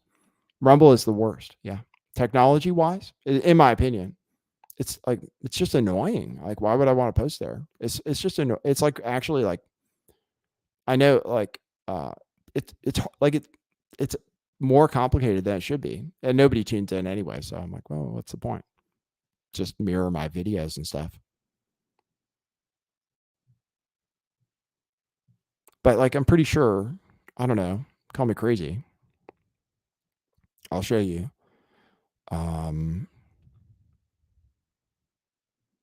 These are my videos on Rumble. Oh, it'd be so great if there was a platform, if it was like YouTube before.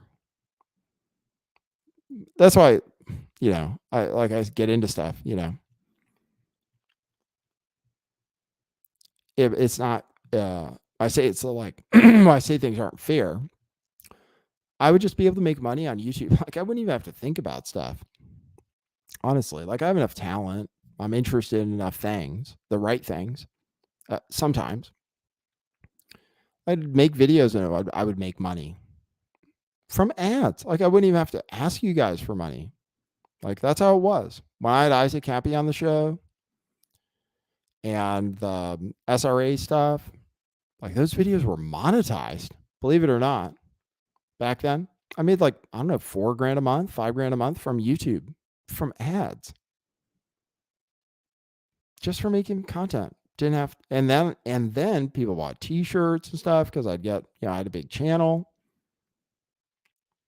Like, if things were fair, like if there was a platform that was fair where they rewarded you for content, I wouldn't have to do anything else. If this was monetized, the algorithm would promote me. Like, I don't know. I know, like, maybe it's weird, but whatever it is, people stay tuned in at least. Like, they're interested. Whatever it is. If it was monetized, they would promote it. And I would get paid for it. And I wouldn't even have to ask for money. It would just be like natural, the way things work, the way things should be. So if Rumble was like that, I'd be like, fuck yeah, you know what I mean? Like, so I'm like, great, other platforms. I went to other platforms.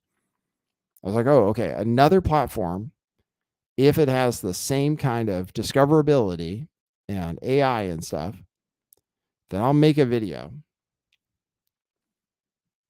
And I look at it, and actually the titles I use are clickbaity enough, for sure, even for Rockfin. You tell me. I don't know. You tell me. I don't want to pretend I have all the answers, even though I think I do.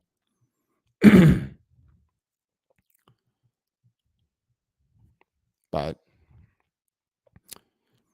people are afraid to criticize Rumble, obviously. The same reason they're afraid to criticize Joe Rogan, Tim Pool, and other people, because they're like, oh, well, Rumble's on our side, like they want to do well on Rumble. They want to be on the front page of Rumble, etc. So they won't say anything, or like they're getting paid by Rumble. Except like finally, like Mersh exposed it a little bit when Mersh was like, oh, Rumble sucks. Actually, even though he's getting paid, being promoted, was sent on a promotional tour where he got special interviews on Alex Jones and Alex Stein and stuff to promote Rumble. After all that was said and done, something happened. He lost it. He said, oh, actually, like, I'm really like, Rumble sucks. And then he deleted it and apologized. But if he said that, like, he works for them. Glenn Greenwald works for them. Viva Frey works for them. Steven Crowder, I think, has a deal with them. He must. So how are they going to do it? Like, if they don't have organic traffic, which I don't know. You tell me if I'm crazy. I'm testing it. Like, I make content, which, well, for example, like this video, desperate Anheuser-Busch pays Joe Rogan to save brand. Okay. Like, that's pretty clickbaity. It got 1,800 views on YouTube, at least, more than any of my other videos. Somebody told, like, and I had to get advice. I have to get advice. Like, people need to tell me what's interesting these days because I actually just don't know a lot of the time. I might say something interesting once in a while, and I might think something else I said was way more interesting. I am not my audience. I'm not like the target or whatever. But on the other hand, I think I understand things a little bit. And that video should do well. I mean, it got 1,800 views on YouTube. I talked to other people who are like, oh, yeah, that video could go viral. People watch the video. It's like, I don't know, 8 minutes or something. Unique take. First one to have that take. I was the first person who said that Joe Rogan was being paid by Bud Light. As far as I know, like I talked about this. I was maybe the first person to talk about it. Somebody said, oh, yeah, that would make a good video. And like, here's a title you could use. And then people were like, oh, yeah, that was a good video. I got 1,800 views, maybe 2,000 views on YouTube. Do you see how many views it has on Rumble? And this is not a live stream, so it doesn't matter that it wasn't live. It's a posted video that's monetized on Rumble. So what do you think? I'm going to open it up to you. So I have my opinion, but as I explained, don't know everything. But to me, that's something that should have gotten some traffic. I've been on Rumble for a long time. My account is called Nathan Stoltman, but it doesn't matter. I'm not even famous anyway. Like, I'm not famous, so people aren't searching for me. It's about the videos being put in front of people who might be interested in them. That video has 2 views. 2 views. That's a standalone video, which if it was monetized on YouTube, could have actually got a lot of traffic, I guess. But as it was, even not monetized, which none of my content is allowed to be monetized, it got a couple thousand on YouTube. And yeah, I already have subscribers here and stuff. But I mean, give me a break. I mean, right? I don't know. But you guys can tell me.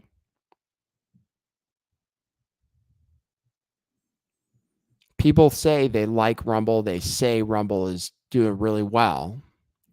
But I'm telling you from a content creator perspective, and other content creators, like for example, do you hear Adam Green going on about how great Rumble is? Do you hear Jaron talking about how great Rumble is? Those are 2 very talented people who were successful on YouTube with their content. Jaron's flat Earth content. Adam does the Adam is categorized as being anti-Jewish or whatever, but actually he's just as critical of Christians. So I don't know how to categorize his content exactly. Do you hear, I don't know, Owen Benjamin talking about how great Rumble has been for him? And he was super successful on YouTube. And then I don't even know if they allow people like Nick Fuentes. I just don't know any. I just don't know anybody I don't know any content creators who are successful on Rumble who are just like, oh yeah, Rumble's great. I don't know any. The only content creators I know, and I don't even know them, I'd like to talk to them, but that are saying that Rumble is great or have a contract with them, as far as I can tell. So, yeah. So I mentioned that in regards to Matt Walsh,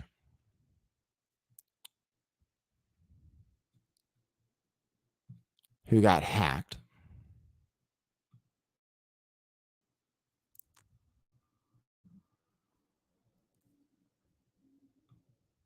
So I'll pull that up. But Matt Walsh, okay, so Matt Walsh is getting kicked off YouTube. Okay, this is like legitimate. Maybe I'll put, I don't know what I'll do.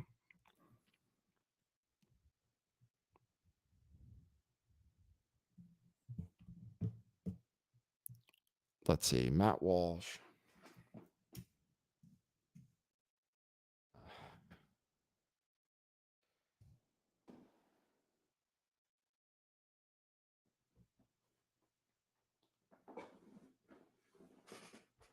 Jojo, yeah, I'm Nathan Stoltman. Yeah, it's another problem. They won't let me change my name. I don't know. I don't know how to change my name.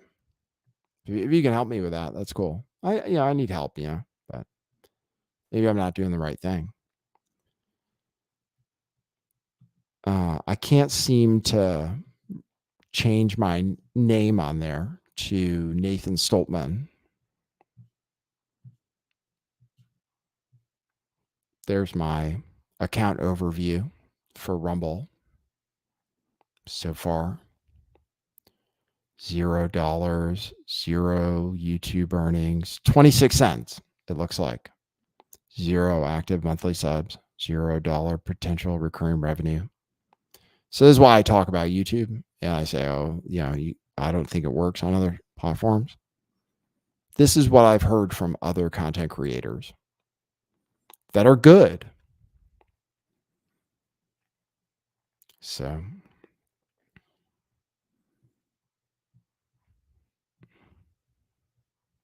and I think even people even people under contract with Rumble still use YouTube. Although I haven't seen a Viva Fry videos come up for a while.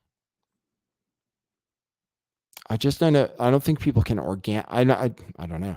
I'll show you the Matt Walsh thing.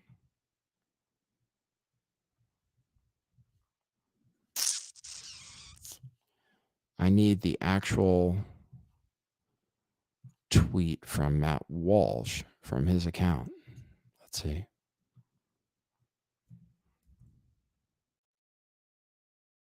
He got his phone. Actually, I don't know if I understand 100% what happened. He got his phone compromised somehow. Yeah, Dan Whiffen, Viva Frey is still on YouTube, right? Yep. Pretty good, right, Jojo? That's pretty sweet. That reminds me of like residual checks from being an actor. Once in a while, I'd get a check in the mail for something like that. And then it's like, what do you do with it? It's like you're going to burn more and you're going to use more in resources getting it to the ATM to deposit it. So sometimes it's better just to frame it or something.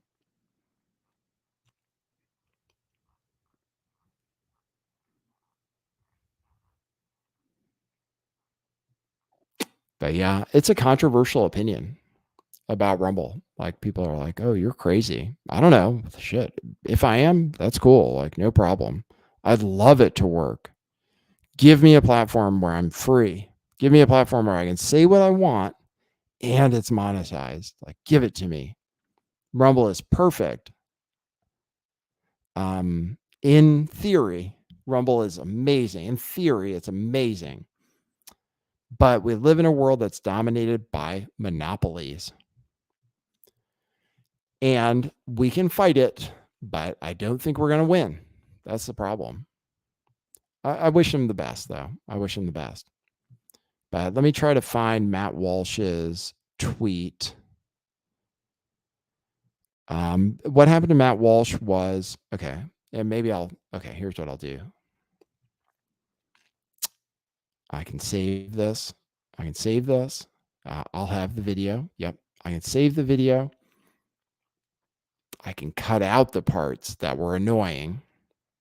Even this part. That's the beauty of that's why a live show is really special. And sometimes live artists, like you have to suffer a little bit.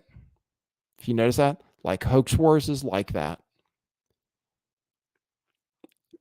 That's a channel you might not have heard of, but there is a channel called Hoax Wars, which does sometimes amazing content. But sometimes you have to suffer through it. It's kind of like the Grateful Dead, a little bit, or like any jam band or what have you.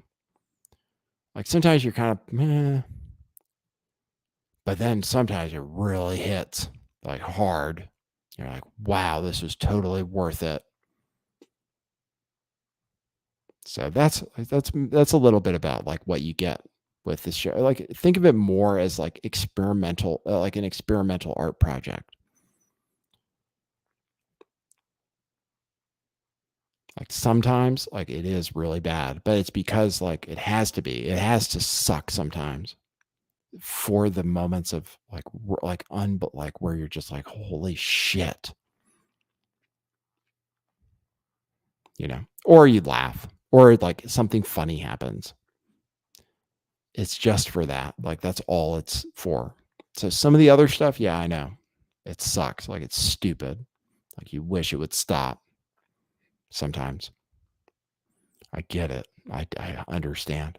I feel the same way. But sometimes, man, wow, you're like, holy shit, man. That's how it is. So we'll cut that part out and then just focus on the news segment. Okay, hold on. Let me get to it. Matt Walsh. Yeah. The weird thing is actually I misgender people. Like I've been misgendered, or what they call misgendering, like Dylan Mulvaney, calling him not using the gender he prefers. I guess. I mean, I don't think he even cares. That's the thing about Dylan Mulvaney is I don't think he actually cares. If somebody did really care, or like I was worried about their feelings, then maybe I would, my behavior, like I don't want to hurt people's feelings. But Dylan Mulvaney, like I think he can take it. Like it's not a big deal. But apparently, Matt Walsh was told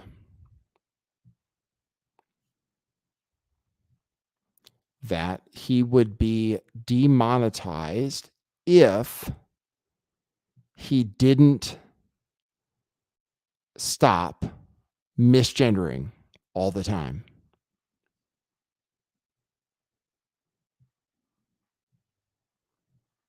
Apparently, that's what he was told.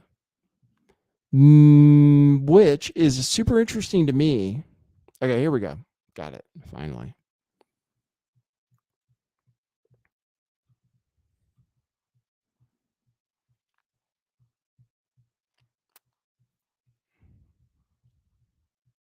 Checking the chat.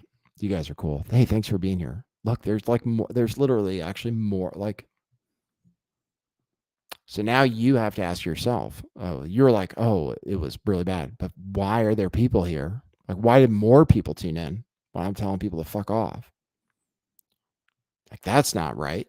Right? There's something wrong with like there really is something wrong with kind of the fabric of reality. But it's not wrong. It's just different. But things don't happen like the cause effect relationship doesn't work the way it's supposed to. That's all.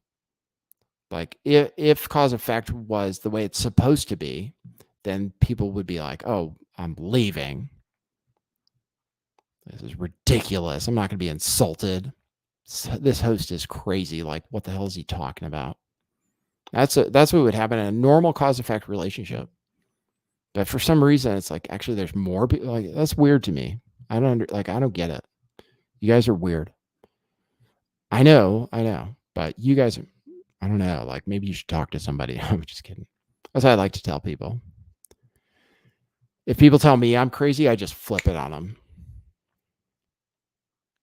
I'm like, oh, what? Like, are you okay? That's my favorite. Oh, are you sure everything's okay? Because I don't. Maybe you should talk to somebody.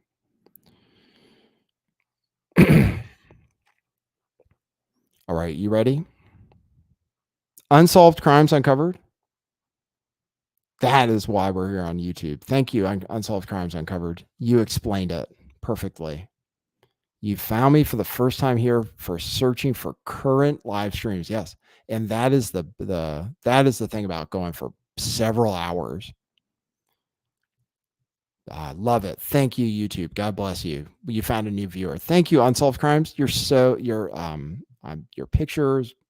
Thank you. You're awesome. Stay here forever. Tune in every show. We'll try to be on time every show. Just hit the bell. Make sure your notifications are on and stuff.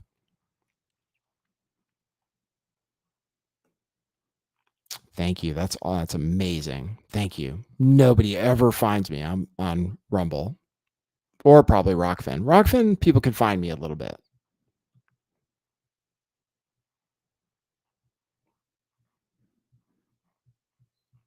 Hoax Wars. No, Hoax Wars, really don't undersell what happens on your show. Hoax Wars, like, honestly, I want to say you're cool. I'll say this publicly. You're cool. You're way different. I think you're autistic for sure, like 100%, because I can like, I like the obsessions and stuff. I don't know. I relate to it. You're an artist and stuff. I think you might be the only person who understands me. Hoax Wars. Like like sometimes I watch your show. I'm like, oh, like you actually know what's going on. Like you understand. But you are weird though, and like I can't read. Like I don't know. Like you have your own stuff going on. But I do think like I think you are like I think you know what happened here, and like maybe uniquely. So I appreciate that. Other people, like, they don't understand. I think you understand. That's why I talk to you. Like, I think you understand what happened. Let me show you this Matt Walsh news. Oh, the show got way better, didn't it? Just, man, there's something to it. Oh, it got way better. We're getting people tuned in. Wow, this is good. Now we're feeling good. Now we're thinking, oh, we got to leave this video up. Otherwise, people are going to miss it. Matt Walsh said, Matt Walsh works for the Daily Wire, who I will never work for, pays him a bunch of money, I believe, but a few things, a few questions about this whole thing. So Matt Walsh said, as I announced during my speech tonight, YouTube has demonetized my show and threatened to ban us if we don't respect the pronouns of trans people. Okay. Interesting. I'd rather take my show off YouTube than cooperate with that nonsense. So I am. Starting Monday, you can find my show for free for everyone on Daily Wire. We'll post it here to Twitter too, and on every other platform where you get your podcasts. All right. Then he said, I'm not going to forfeit my integrity for the sake of YouTube ad revenue, but I'm also not going to go off to the hinterlands somewhere and languish in obscurity. We're going to make the show bigger and more accessible on even more platforms. That's how we're responding. All right. So thank you, Paul Argier. Let me, okay, I'm going to get back to the content because I might have to, maybe I'll turn this into a video if people say they think it's interesting, but actually, ideally, somebody else does it on a channel that's not shadow banned already. So here are my thoughts about it. Matt Walsh, okay. Matt Walsh has, as far as I know, broken no YouTube guidelines because, oh well, actually, let's look it up. I try to really stay on top of guidelines, and one of the things that's always upset me about social media platforms and censorship, in particular on YouTube, is that they'll censor you even when you know for a fact you followed the rules. So let me see if there is a misgendering policy YouTube. Let's just take a look if they have an official policy. Okay, here it is. I want to see for sure. Huh, that's weird. Hate speech policy. So, okay, I have some stories here. Let's look. misgendering policy, YouTube. Hate speech policy, YouTube help. YouTube hate speech and harassment policy, which it says is missing the search term misgendering. So it's actually not there. It says, Axios says, YouTube has demonetized 2 Jordan Peterson videos. And here is a document asking YouTube to strengthen their misgendering policies. As far as I know, though, because I try to, I don't want to break the rules. Like but I'll talk about it. It's okay. So anyway, I don't think there is an official policy because I've been misgendering people. If I knew, though, okay, so if it was me, okay, let me just run a search on this page for misgendering. I don't think it's actually a guideline. Yeah, there it is. It doesn't appear. I just searched for misgender on this hate speech policy page. Yeah, misgendering is not a thing. Hate speech is not allowed. We remove content promoting violence or hatred against individuals for a bunch of reasons, including sex or gender. I can't make the argument that Matt Walsh was promoting violence.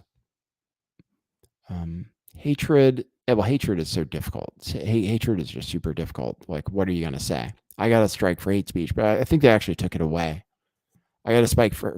I got a few strikes. Actually, the strike I have now might be for hate speech. I'm not sure. But there is no specific policy against misgendering.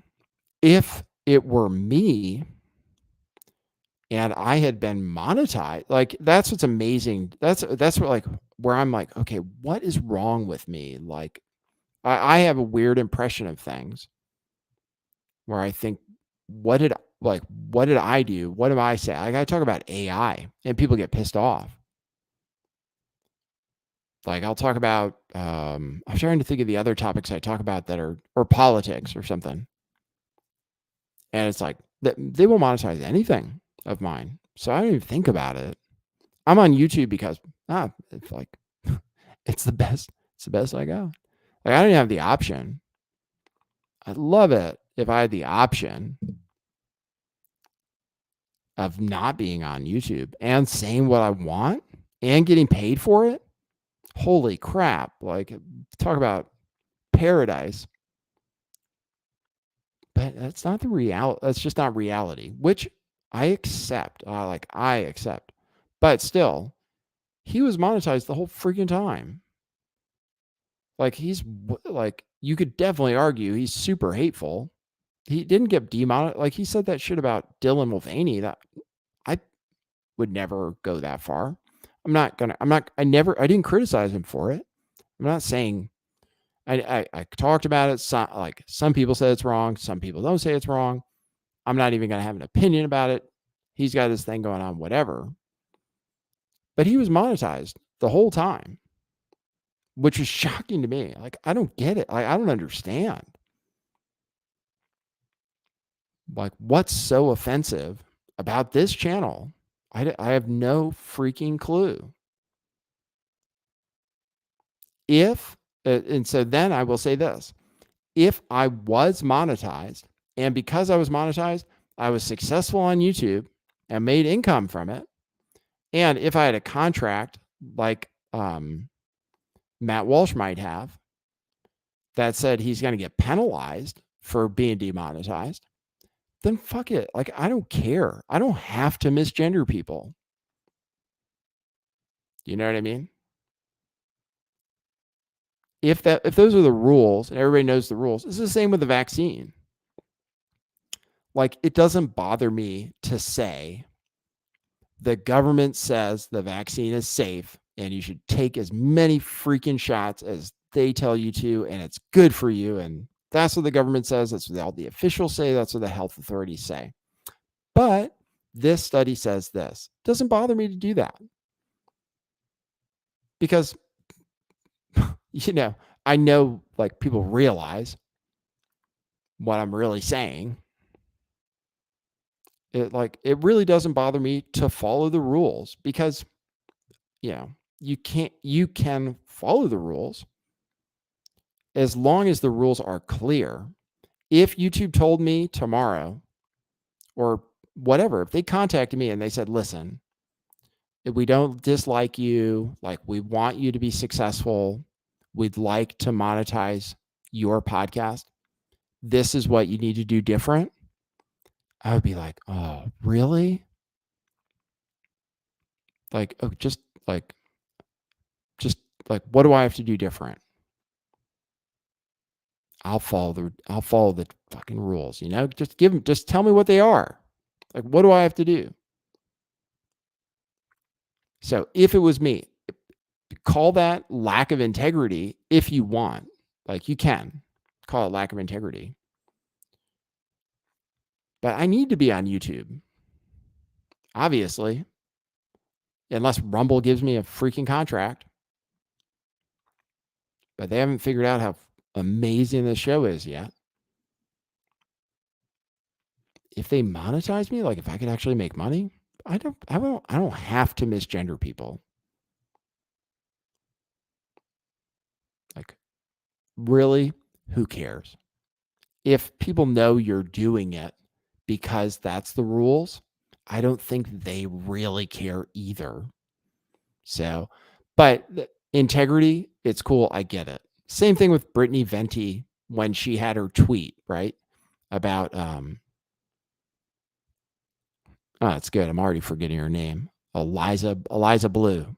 Yeah, the story was like, Brittany Venti got a tweet taken down because she shared something about Eliza Blue, which should have been fair, that was within the rules, and they censored her anyway. And as a protest, I guess, or as a way to get attention, I'm not sure if you want to like argue the other way, she refused to delete her tweet. Other people did the same thing. I respect it, but then if it was me, I don't care. Like, I don't care.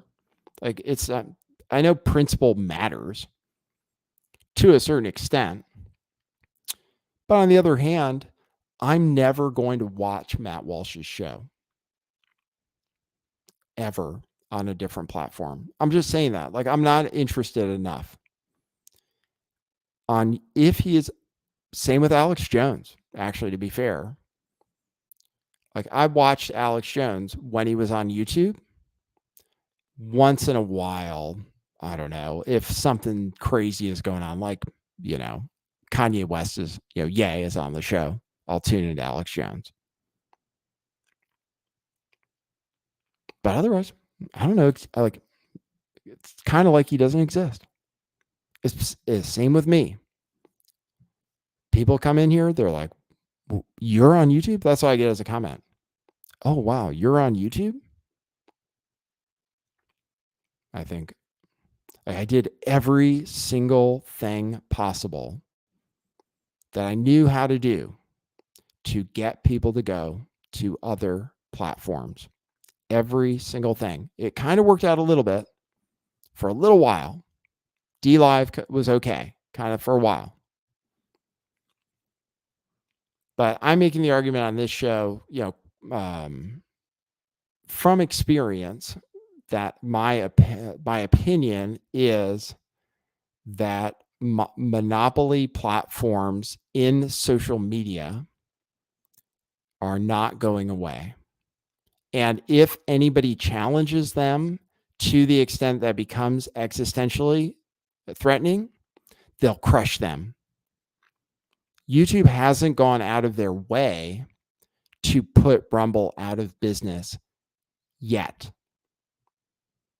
YouTube hasn't gone out of their way to put Rumble out of business yet.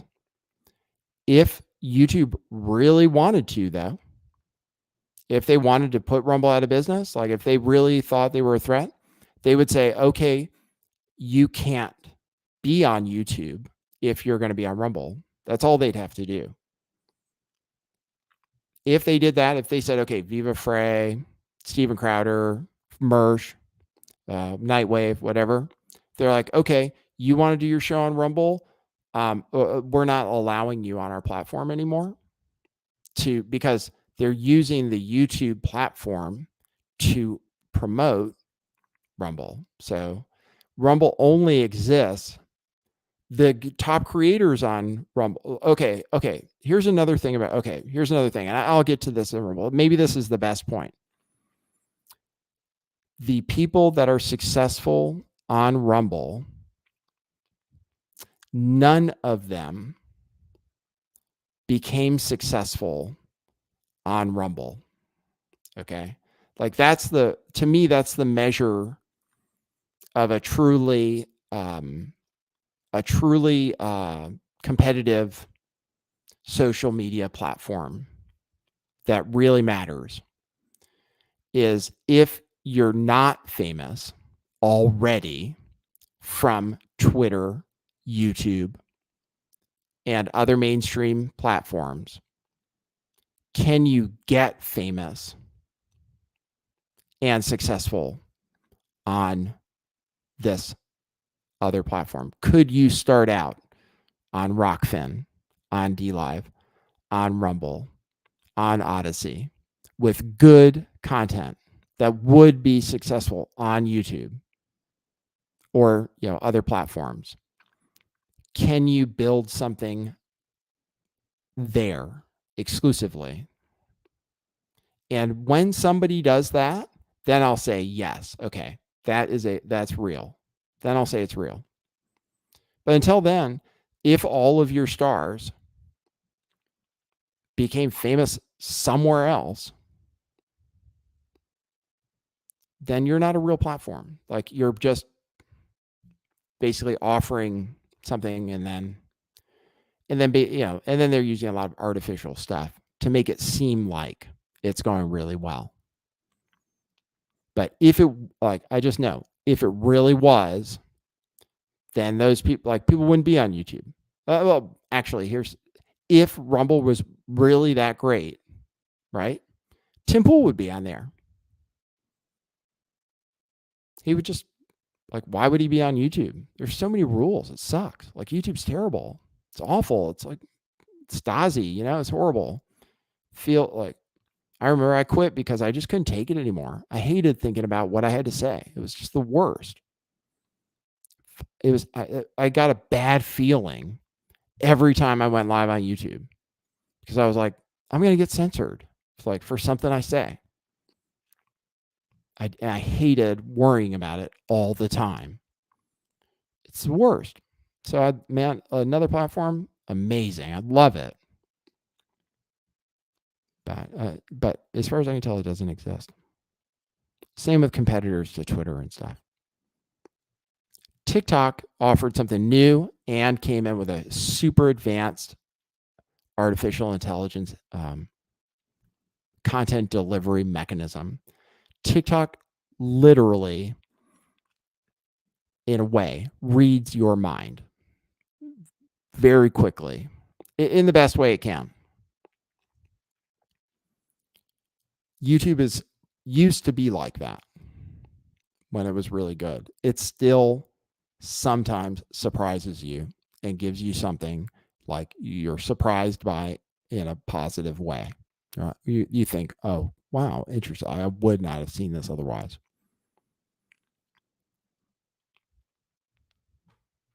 So anyway, he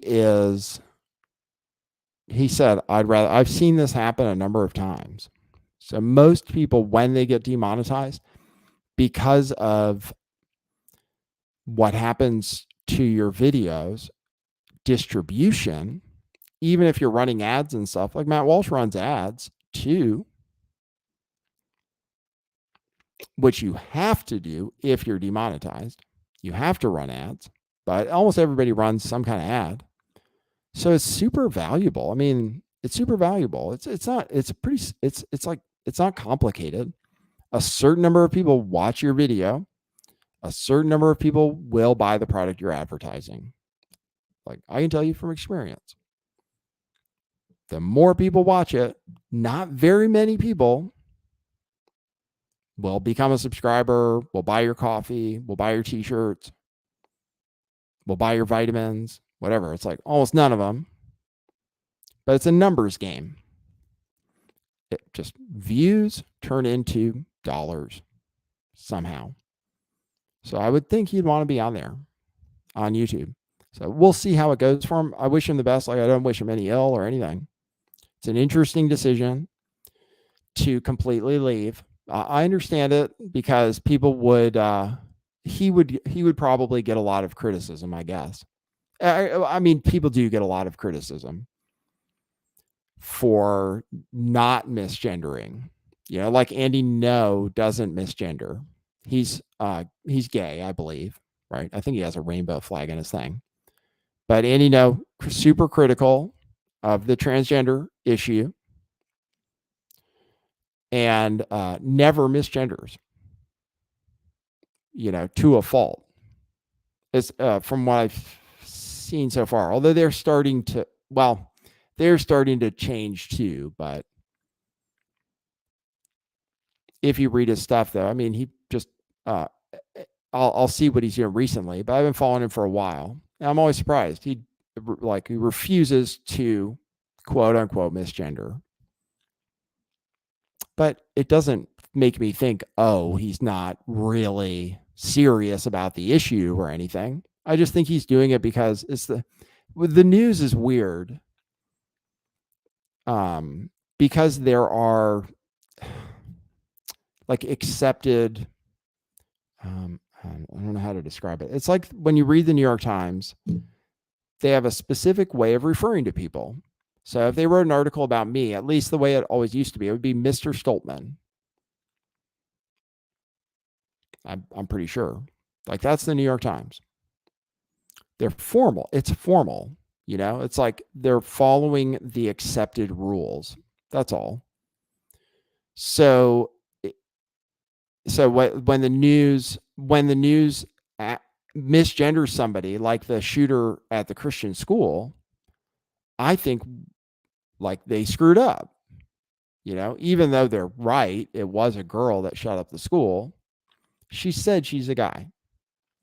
So by the accepted standards of today for publication and stuff, you're supposed to say he. That's just what you're supposed to say.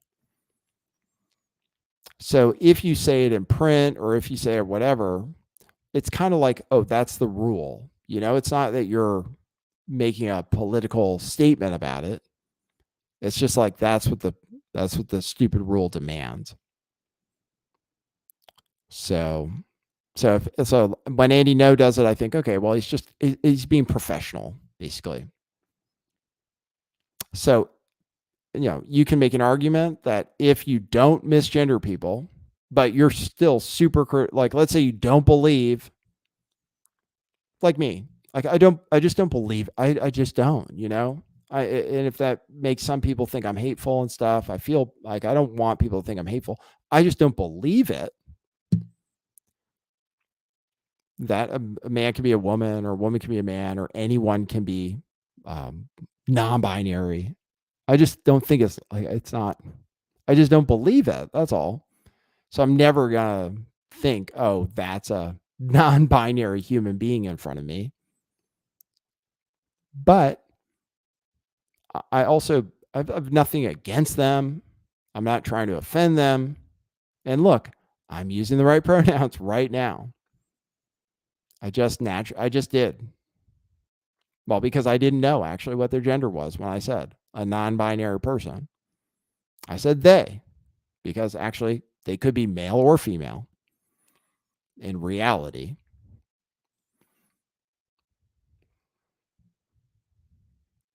So anyway, those are some of my thoughts on it. And then going back to Rumble, he only mentions it as a afterthought that he's on Rumble. And as a matter of fact, it doesn't show up very nicely, does it? So that's a problem.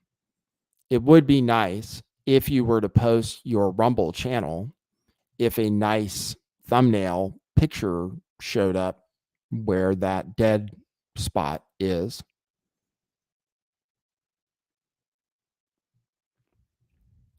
But the fact that he mentioned it only as an afterthought indicates to me a few different things. Like, one, though, is it is it's not actually an alternative. He doesn't think he can just go to Rumble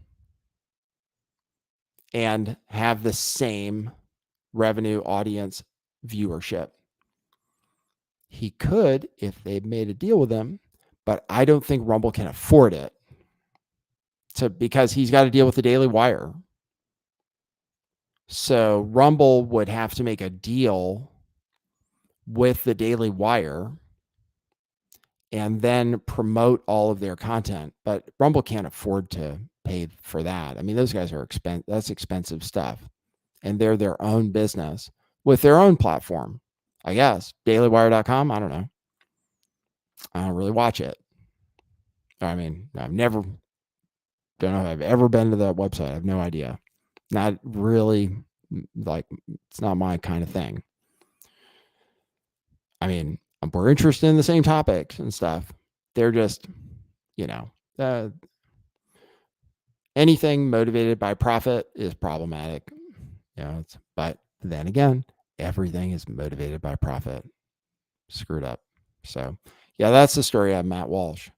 But yeah, I just noticed that it says, for those asking, yes, we are on Rumble too.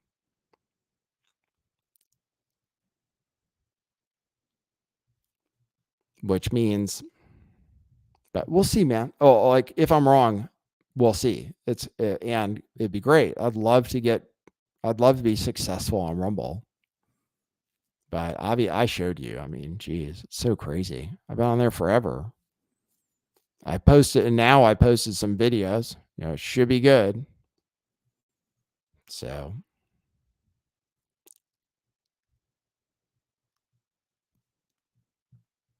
that's what's up with Matt Walsh. That's what's up with Rumble. Hopefully you guys got some good information. We have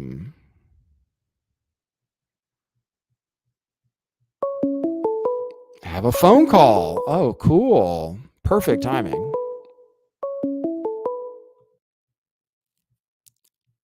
Hey, you're on the air.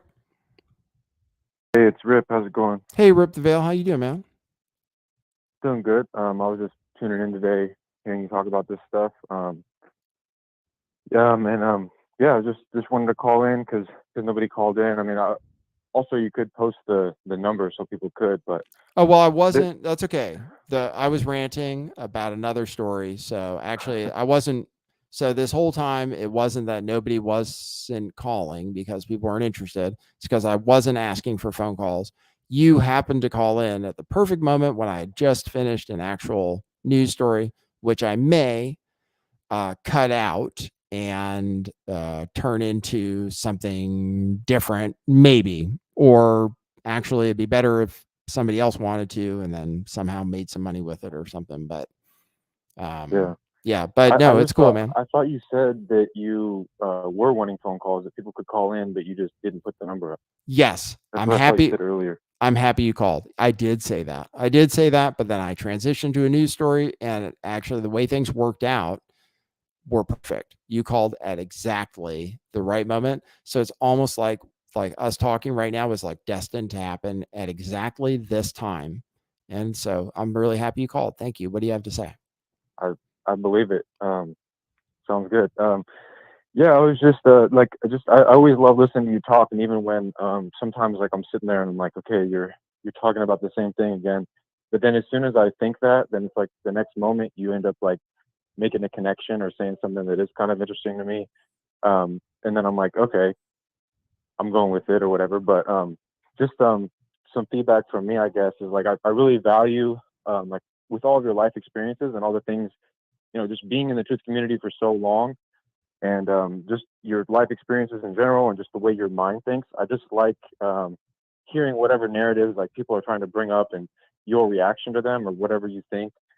So I don't want to critique you or whatever because I do really appreciate the show, and I'm here for what you're doing. But I also think that it could be beneficial if you and I know you're already doing this, so I'm not trying to say you're not doing this, but like for example, there's been people in the chat in the show talking about 6 submarines like on the west coast from Russia or whatever, and so I Oh, don't know okay. what's going on with that.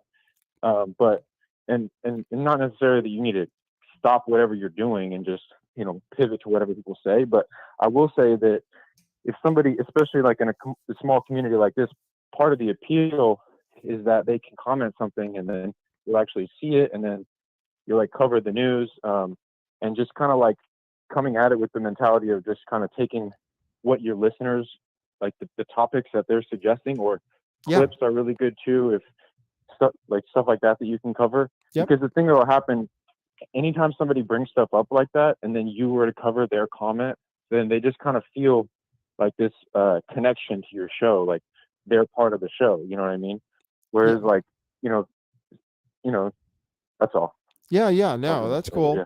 Yeah. Hopefully, like I noticed with the new format, which started now, I think it's been 2 weeks of the new format, not every day because I've had some issues, but 2 weeks of the new format. And I've done much, much more communication with people from the chat and taking ideas from people with the chat. So I'm hopefully already on that path. Sometimes if I'm into a Yeah. story, if I was just ranting about Matt Walsh and Rumble, and I was totally engaged by what I was ranting about. So I wasn't paying attention to the chat. But no, like my intention, I mean, I get ideas from the chat and stuff, and I like to respond to people, and sometimes it triggers me and it kind of makes me crazy, but it's cool. Like hopefully I'm doing that a little bit. And if I didn't see that story, then it's just because I was like, my mind was totally engaged in talking about this other thing. So Yeah, it's all good. No, if you just picture it like a dial, like you've turned the dial up recently, but I'm just and like keeping the dial up and engagement and stuff. okay, But yeah, cool. that's just some feedback. Yep, you're cool, man. You always But support yeah, the show. also yeah, for sure. And then also for your the thing the situation going on with your dad. I don't know if you remember, but it just really I just kind of want to share something going on personally in my life too. If I don't know if you remember, but back in I think it was fall 2019, I called into the show for the first time because you were talking about um, benzos and opioids and how Mm-hmm. like kind of benzos were under the radar. Yes. And my brother like overdosed and almost lost his life. And I had to come there when he had aspirated and he was all discolored. And like it was just crazy. Like he basically wasn't breathing for like 15 minutes or more. And so or he was his heart had stopped or whatever. Mm-hmm. And then they revived him and he ended up making it out okay. But for days we didn't know what his mental outlook was going to be, like if his brain was still going to function, and he's had sort of a road to recovery the years after that, but now he's like super healthy and he's doing super good and everything. But then, about a month and a half ago, we were playing basketball. It was my brother's birthday, and my dad came to play with us. And actually, my dad started making a bunch of changes in his life a few years back with what happened to my brother because he'd always been kind of hard on us.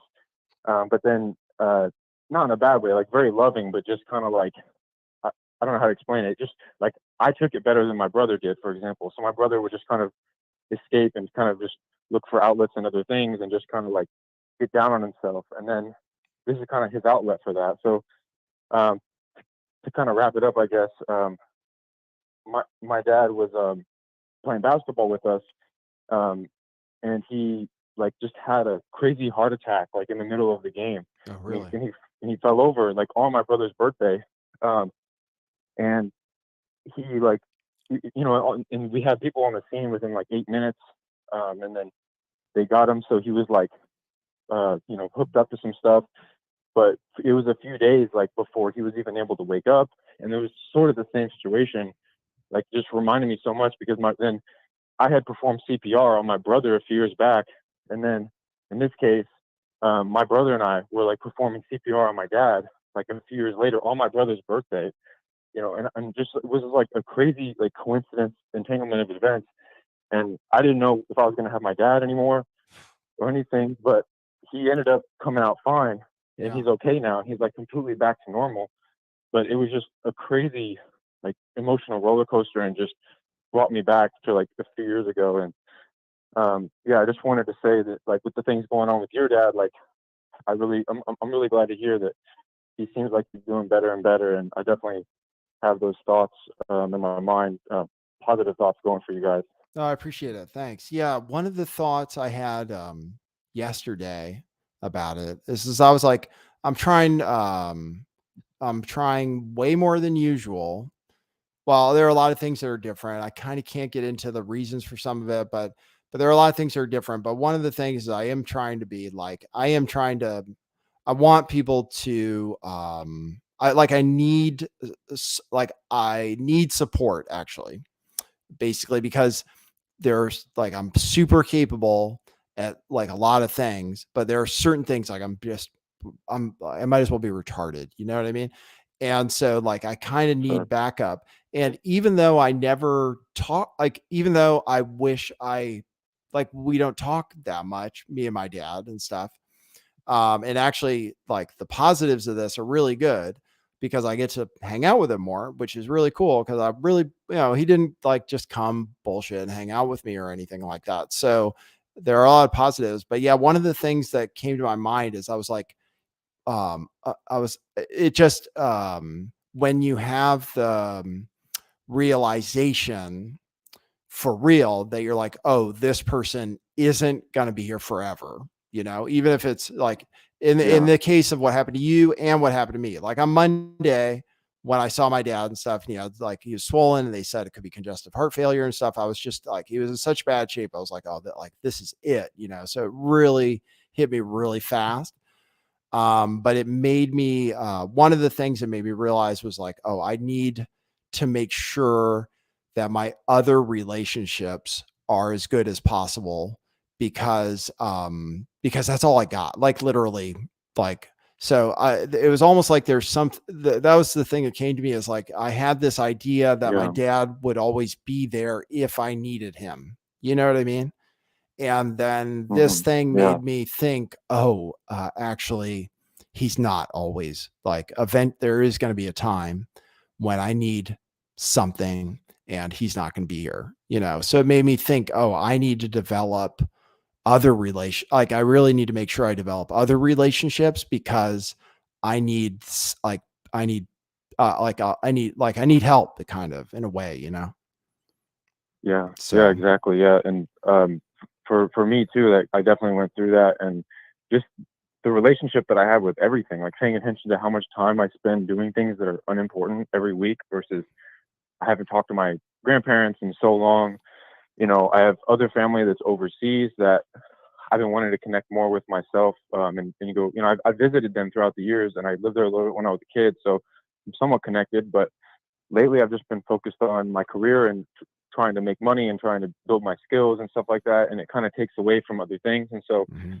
this has always been something in the back of my mind, and it's like now just coming more to the forefront. And then also my own personal health habits, like I've been doing better and better, like kind of sort of trying to get back to the way I was like before I got kind of out of shape with the pandemic. And since I have asthma, it's kind of really important for me to, like, I feel really good if I'm in like really good shape, but if I'm just like just out of shape a little bit, even where most people wouldn't think I'm necessarily fat, I feel like I'm fat, and I feel it because then I have a worse time with my asthma and stuff. So Yep. I'm finally getting back to, where I'm handling that stuff. And I was actually making progress on that already. But then this was just, not only not having my dad, or, just thinking about there's a limitation on my own life too. That I'm thinking about his heart condition. And then I'm like, obviously his son. So, I have, a predisposition already for that same exact thing. So Mm-hmm. it just sort of starts making you take everything more seriously. I Mm-hmm. mean, even though like, I smoke weed a lot, and I really didn't realize that it actually increases your heart rate when you smoke weed. But I started looking up all that stuff, and I'm still not really sure like what to really think about it, because I've heard that it helps you lower blood pressure in some cases. There's like conflicting information about that because it's not Yeah. that well studied. But I, you know, I, th- I yeah. just an example of the directions my mind like started going in. Yeah, it's good. Yeah. Yeah. I had like a type of like spiritual awakening. I haven't gotten into all this stuff, But yeah, I had like a type of kind of like spiritual awakening that was also to do with like psychological things. But yeah, like where I gave away all my stuff, and then also I ended up like I was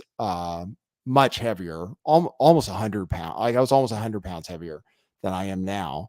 And it's that's why it makes me so crazy when they promote this fat stuff. Because I remember like I was sweating all the time. Getting upstairs is difficult. You get Yeah, winded. I mean, it's just like you don't do things like it makes such a big difference when you're relatively healthy. Like I just don't think, oh, I can't do something or something's annoying. Like going for a 3 mile walk or something. Like who cares? Whatever. It's not. It's like no problem. I'm not worried about it.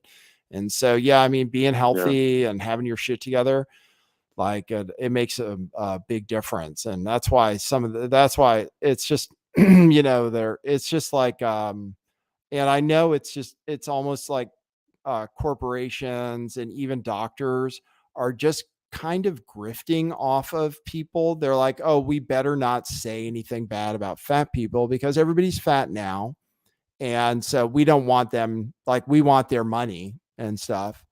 So we better be nice to fat people. We'll say being fat is good because we're going to sell yeah. them stuff, basically. It's like planned obsolescence, but for healthcare and stuff. So Yeah. basically, they're just on a subscription plan for prescriptions, and you rely on that because being overweight just causes other health problems, and then it's a whole.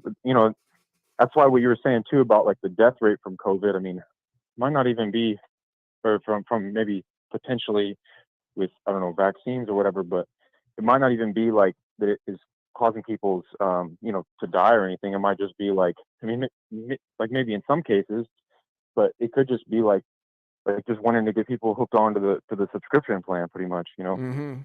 Mhm. Yeah, right. Right. Yeah, I know. Yeah. So all that stuff, but oh, really appreciate the insight and stuff. Did your dad have a heart attack before the vaccines came out when he was playing basketball? Uh, no, he actually did get the J&J. Like he was the only one in my family that got it, and he just kind of like let us know after the fact, and he just kind of like, and I think then he like later he was like, yeah, I should have never got that, and then he had the vaccine, but he'd always had high blood pressure, Right. or he had the heart attack. He'd always had high blood pressure, so he had some clogged arteries. So it's really hard to say. He was doing better habits in the last few years of his life, but he's kind of like, especially early in his life, he ate a lot of junk food, and he's just been extremely stressed. Like he just has a stressed energy that he just kind of carries through, like a worrying energy that he's been carrying with him. That's just kind of how he is. So I mean, it's really hard for me to like to know where it came from. It's like if I could pay money or if I could like get an answer to anything in the world, it would probably be like what caused my dad's heart attack. If I could, Right.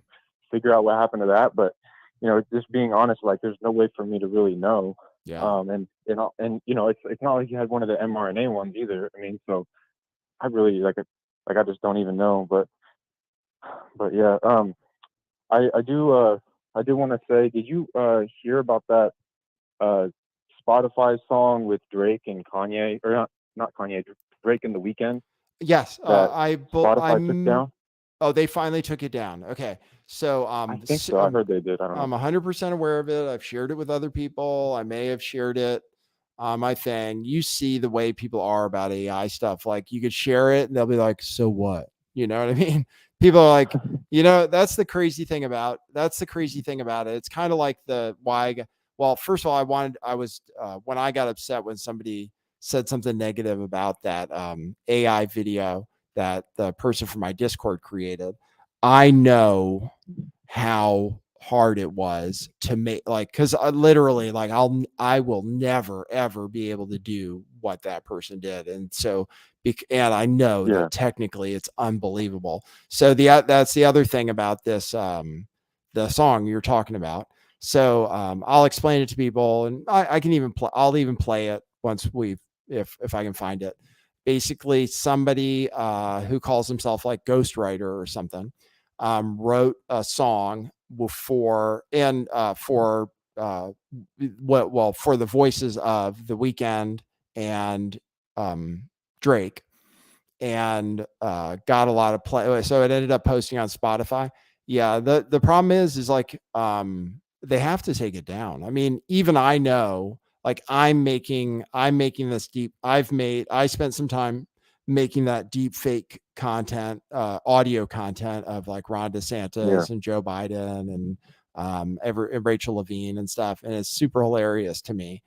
But I also know that, like, but that one's a little different because it's parody. Yeah. It's really weird. Like, because it's not wrong to do an impression of Joe Biden and make fun of him. You know what I mean? Like, if somebody does an impression of Joe Biden, you don't sue them for using the likeness of Joe Biden. So it's kind of a weird. I have to think about how to approach it from a free speech angle. But as an artist myself, well, I've been an actor, and I consider myself like this is definitely something like art. Um, I wouldn't want somebody to use my likeness and profit off of it. Basically, like, if like I said, it'd be amazing if people really loved my voice. Like, if they wanted me to read stuff to them, well, Yeah. I would kind of want to get paid for that. Like, that's the thing. So yeah, that's why my concept of what the future is going to look like for stuff like that is that maybe people will be allowed to do it, maybe, but actually maybe it will become like restriction. Like, there may be serious restrictions coming to AI tech, specifically AI technology that lets Right. you impersonate people. But the way I picture it in the future is people say, oh, okay, yeah, sure, you want an audiobook from Nathan Stoltman? Okay, is it just for personal use? And they'll say, and they'll be like, okay, that's $5 or something. And you don't need to clone his voice or whatever. It's already in our library. So you would just go to a website, and it'd be like, oh, okay, you have a list of people with, famous people whose voices are cloned and available in AI use and stuff. So they would go down and they would say, okay, oh yeah, Nathan Stoltman. They just click on it, and then you can use Nathan Stoltman's voice to read whatever you want. And there would be like, if for personal use, it might be, I don't know, I'm just making up a number, $5 or something. But then for commercial use, it would also be an option. It would just be really expensive. So in the future, Yeah. it might be possible for somebody, because it's because I thought about it. I was like, oh wow, that guy. The cool part about it is, even though it's pirated and kind of maybe should be illegal in a way, um, the thing that it shows is that guy is a good writer. And a lot of, like, I don't think Drake writes all his own stuff. Like, that's a rumor about. He probably doesn't write any. There's a rumor about He Drake writes any of it. that he doesn't write it. His talent is the delivery. Yeah. That's where he Yeah. and like that the editing of the vocals for Yeah. sure. Yeah. Right. Yeah. So actually, it gives people a chance to recognize the talent of the writer. So that's what's really cool to me, and why I thought it was cool that, I was able to write these kind of the things that I thought were funny, of Joe Biden saying stuff and Ron DeSantis saying stuff. Gives me a chance to write something and have somebody else say it. You know what I mean? And that's cool to me too. Like, if I was, if I worked for Saturday Night Live, and I was in the writer's room or something, I was just kicking around ideas and had jokes that ended up on Weekend Update or something, I think that would be awesome, And so the sense that So one of my ideas for use of the technology in the future would be that because actually Jaron asked me to do a 5-minute news update thing, and I don't know if I can get my shit together to do that, but I have to get back to him. But my idea would be, it'd be cool to write like Norm Macdonald on Weekend Update was the funniest ever to me. Norm Macdonald's like maybe my favorite comedian ever. He's dead now. How cool would it be to write material for Norm Macdonald, and have him deliver it because he's just, so funny and stuff. So yeah, those are the kinds of things. But yeah, I'm not surprised. I might play that song for people. Yeah, I played it I was like, Katie, you got to hear this. And like, she was like, oh, whatever, because the song, it's not about, oh, that song is amazing. It's not that. It's just that, oh, that song is pretty good. And pretty much like, I pretty much wouldn't know it wasn't Drake in The Weeknd, pretty much sounded like him, and that's amazing. Like that's unbelievably amazing.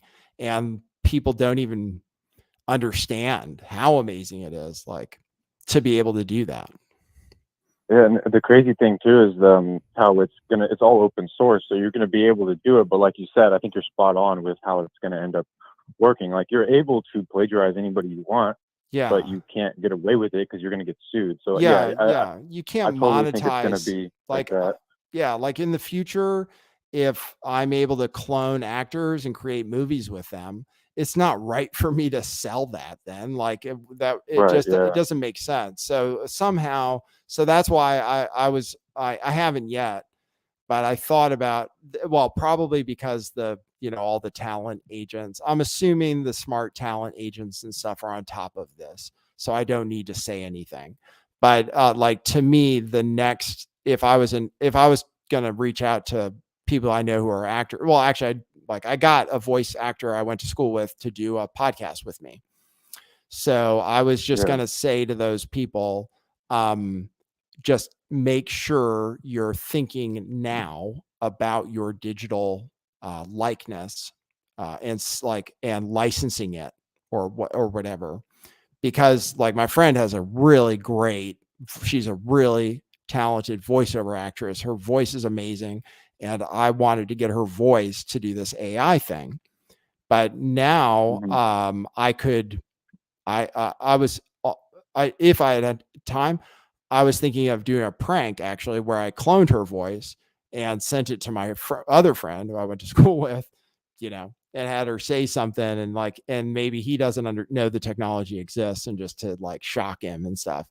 But otherwise, if you're a human, people, it's just so fucked up. It has to do with celebrity and stuff. That's why I wonder if eventually, right now, people, the human is still necessary because people will take Kanye West's voice or Ye's voice or Drake's voice, The Weeknd or some other singer or what have you, and use that. I'm thinking of the time in the future when famous AI, I'm curious about that. Okay. So I'm like, oh, okay. So Ye became famous. So now you want to hear him rapping on a song, but what is it that makes his voice great? Well, it must be partially that people think it's Kanye West, like it's a human, but actually I can just design voices that aren't even, that were never actually another human. They're just totally designed from scratch. And so I thought to myself, like, for movies, there are like 4 guys, right? They did a special thing about it that do trailers, right? Coming soon, Oh yeah. the last something on earth, right? Whatever it is. There are like 4 guys that do that, and they make a shitload of money, right? But I wonder one day maybe, so for a while they could just clone those guys. So those guys, some of those guys might be really old too. They can just use that voice forever, first of all, already. And hopefully the family of the person gets paid for as long as they're going to use it. But I wonder eventually they might just create a voice. Like I think about like what makes James Earl Jones special. He's not really a good actor. Not really. but he has a voice that's so distinctive and special that, like, so Darth Vader, you just can't imagine with a different voice, but if people can recreate just that voice, with this technology, then yeah, I mean, in a way it's anti-human. I get that, and like I'm pro-human, but I also see some of the possibilities and the possibilities for someone like me. So that's all. Yeah, what if in the future we just become like we're evolving as humans and we become just more hyper aware, like it's like this sixth sense that we don't have yet. That anytime something's created by AI, we'll just kind of like in the back of our minds, we'll just, or not everybody, but a lot of people will just kind of know it. Just because, I mean, there's some human element to creativity, and that's why, like, artificial intelligence can create stuff based on what humans have already done. But like you said before, and I totally agree with, like when you're in the creative process, sometimes ideas will just pop into your head, or you're like scraping them from the ether or something, and like other people have access to that somehow too. And so if you don't do that idea, somebody else will. Yeah. And so I definitely feel that very much. I mean, because I write music and stuff like that, and I used to do hip hop shows and stuff. But like for example, when I try to get and this is partially because I think ChatGPT and AI hasn't gotten good enough yet, but even for just like writing rap songs, like it just like really sucks. Like I've been trying to just give it new prompts and stuff to just write raps in the style of people. It's funny, like, and it's entertaining what it can do, but none of it's like actually good. Like they're not writing it in a way that could be, I guess, like performed in a way that sounds good, because it's like they can't take account like what words sound good together and stuff. It's just kind of like generating some random shit. Yeah. That's true. That I think will get better. Yeah. I do think it will get better, but I totally, completely agree that if you appreciate original writing in particular, or speaking, whatever it is, like if you appreciate the original creation of stories and stuff from words, poetry, and jokes also. I haven't seen AI recreate anything like like I studied Shakespeare like a lot, and I'm like some of the stuff he did, I just think like I just am totally blown away. Hemingway, kind of the same. I'm like, I don't understand. Like, how does he use so few words to express, so much thought? And I just don't see AI replacing that. But it's actually, but I appreciate for expression of creativity. Like it allows me to be more creative. You know what I mean? It allows me to create things that I don't, like I have ideas for all kinds of different crazy stuff that I would need somebody else to do it. Or if you're a screenwriter, or like being a screenwriter or something is super tough because you need somebody to put up a bunch of money to put up the lights, hire the actors, make a big deal out of it and all that stuff, then promote it, put it in theaters, all that crap.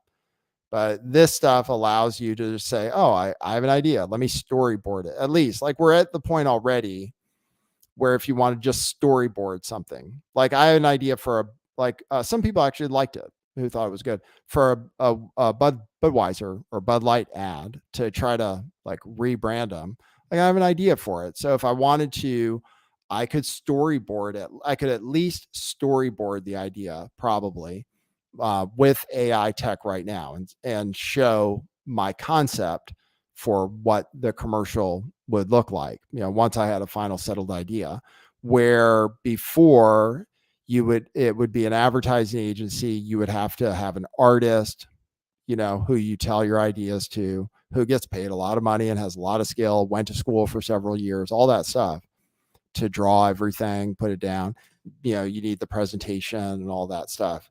So, so that's where AI is already at in terms of the creative process. And then eventually, like, I had an idea. I've had ideas for commercials, movies, all kinds of stuff where I have the idea, but what am I going to do? I need my ideas are so offensive and some, to some people. They're not like Hollywood ideas, or some of them are just like jokes. So Yeah. Yeah, I can't wait until, like, I always joke around how like I don't really like most of those sitcoms and stuff. Like I feel like The Office could have just might as well have been written by AI, but like Curb Your Enthusiasm, for example, is something that I don't know why, but I just really love that show so much. And there's only so much of it, and I can't like I'm not just gonna I don't like to just rewatch things all the time. But I can't wait until I could just tell AI to just like create more of those, like just for personal use, and then just sit at home and watch them sometimes. I think that would be kind of fun. yeah, I mean, that it's like, that's something like Larry David. Like, oh my God, Larry David.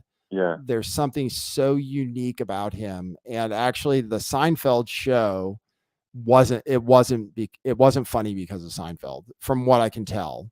Because actually, when Larry David wasn't writing for the show, it wasn't that great. The last season wasn't that great, and I love the Seinfeld show. I watched. I went through a phase before you could just get everything whenever you want. They were rerunning it on some cable network every night, and I would just watch it. I would watch. I think I watched every single episode.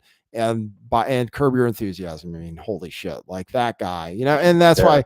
And for people who hate Jews and stuff, and like, you just like, how can you hate, like, how yeah. can They need you to hate? watch that. It's like Larry David, even Seinfeld. I mean, he's like, Seinfeld's clean and stuff. It's not necessarily my kind of comedy, but sometimes it's really funny. And even the So way he ended up even though he was one of those FTX advertisers, he ended up like with still like a W because in the ad he's talking about how he doesn't trust it. yeah, yeah, right, exactly, right, It's just so hilarious. right. I There you cannot go. believe Right. that all went down like that. Yeah, It's there you insane. go. So, Um, but I also want to ask you. I know you don't have access to post all those Midnight in the Desert shows when you did all those interviews oh man. with all those people. But I was wondering, would it be possible if you were creating like another intro or outro to just use like a couple seconds of just the video clips How to about, just kind of like if somebody's tuning into a show and they see your intro and they're like, oh, he interviewed all these people, and they're just be like a little bit intrigued, like, yeah, that's how a good come I never heard idea. about this guy, even though he did all this? Yeah, while I was on Midnight in the Desert, and think about this, people who are still tuned in, and I said I would try to limit things to 3 hours because of the content. I don't really care. It's just that, I like doing my job later. People have been giving me donations and stuff. You guys are crazy. So anyway, yes, Midnight in the Desert. Okay, let me, off the top of my head, try to remember all of the different shows I did on Midnight in the Desert that people would be like, Brian, really? You interviewed him? So Jesse Lee Peterson, I have some of that somewhere. Jesse Lee Peterson, David Icke, Steve Outram, who isn't famous but is always like an amazing guest. I had an amazing show with Zach Voorhees, who's been on, a number of times, and again, isn't like super famous, but it's really interesting. It was a crazy interesting show. Russian Vids and PK were on one episode. That crazy guy who wrote the thing about Sandy Hook. What's his name? Jim. How Halbrook No, or not Hal something? Big. Hal Big, though, from before. That wasn't on Midnight in the Desert because he wasn't doing interviews already Oh, then. The other guy. So, well, here's my David thought. Icke was on there, right? Yeah, David Icke. I thought it was a good interview. At the time, I was in that COVID. The time I was on Midnight in the Desert was during COVID, and I was the one of the people fear mongering about COVID and saying it was a real virus and stuff.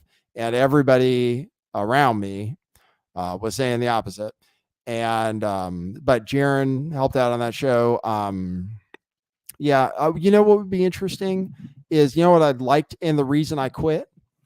One reason I quit You beanie. was I didn't own the content. Like, I was basically, when I looked at it, it was basically him using me, because it would be only 30 minutes or an hour was free for everybody when I was doing that show. And the rest, people had to pay for to get behind a paywall. Right. Right. And Yeah. then they were using my platforms to promote it. And sometimes the most people would be tuned in on my D Live channel. And I knew that because they were paying me, that it was totally their right to do whatever they wanted with my content to make as much money as possible. But when I thought about the interviews that I had done and how I thought they were really like people would want to see them, I thought it was a shame that they were locked behind a paywall that only a certain number of people would ever access. So I thought, well, if they're doing this, if all they're doing is putting my content behind a paywall, and then I don't own the content, then I'll just do that, And then I tried that for a while, and I, walked away from actually having income doing this because I just wanted to own the content. So actually, what would be really cool is if I could purchase that content from them. Like that would be my favorite thing to do. I would just like to be able to purchase it and just own it, and then I could do what I want with it. And then if they get their compensation and stuff. So yeah, maybe now you could work out a deal since you don't have as many listeners and stuff. Maybe it would be a good time for you to negotiate that because they're not going to be able to ask as much, because it's like you don't have that much of an audience currently. So yeah, I mean, comparatively, like who's Nathan Stolpen? Like I wasn't Lift the Veil or anything. I mean, it was Midnight in the Desert. Like people really liked it, but yeah, and I think you could do some, like, I know this would take a little bit of effort to do, but if you did I think it'd be worth it if you were able to get all those back to just do like LTV reruns on the weekend or something, and just like let them play sometimes, and then or like both times you interviewed McAfee too, John and McAfee. that one especially, just like if you're gonna clip into just to clip into an intro. I mean, like I remember that's like when I was around first started watching your show, it was like the first time you interviewed him, and yeah, it's just kind of crazy because now he's not even around anymore. So there was just another Netflix thing I watched on it, like it came out in 2022, with even more stuff about like his last time on the run, which is kind of interesting. So yeah, I mean, yeah, I think you got a lot of good stuff there. Yeah, sure. There's, and if anybody, like, I almost give license. I think where I'm at is I actually almost don't care if someone takes my content and does something with it that makes them money, like because I'm not making money off of it anyway. So it's almost like I don't even lose anything. Like if somebody else knows what to do with my content to make me make this thing work out, or to make money on their own, like I it would be cool if they shared it with me because I did create the content, but I don't know how to do. Like I obviously don't know how to do it. Like it's amazing though. People are donating to this show, so cool. I can do this. I can bullshit. Like it seems like in the frame of mind I'm in, I can bullshit for 3 hours. What I don't know how to do is market, sell myself, like pretend everything's awesome all the time, like all that crap. I have forget about it. Like obviously I'm no good at it, but I can do this, and I did those interviews. Man, if you want my opinion about it, I'm a really good interviewer, like way underrated. Like people don't even realize. So some of those are good too. The Yeah, I Nick had Fuentes, Fuentes that's on. one you missed. Yeah.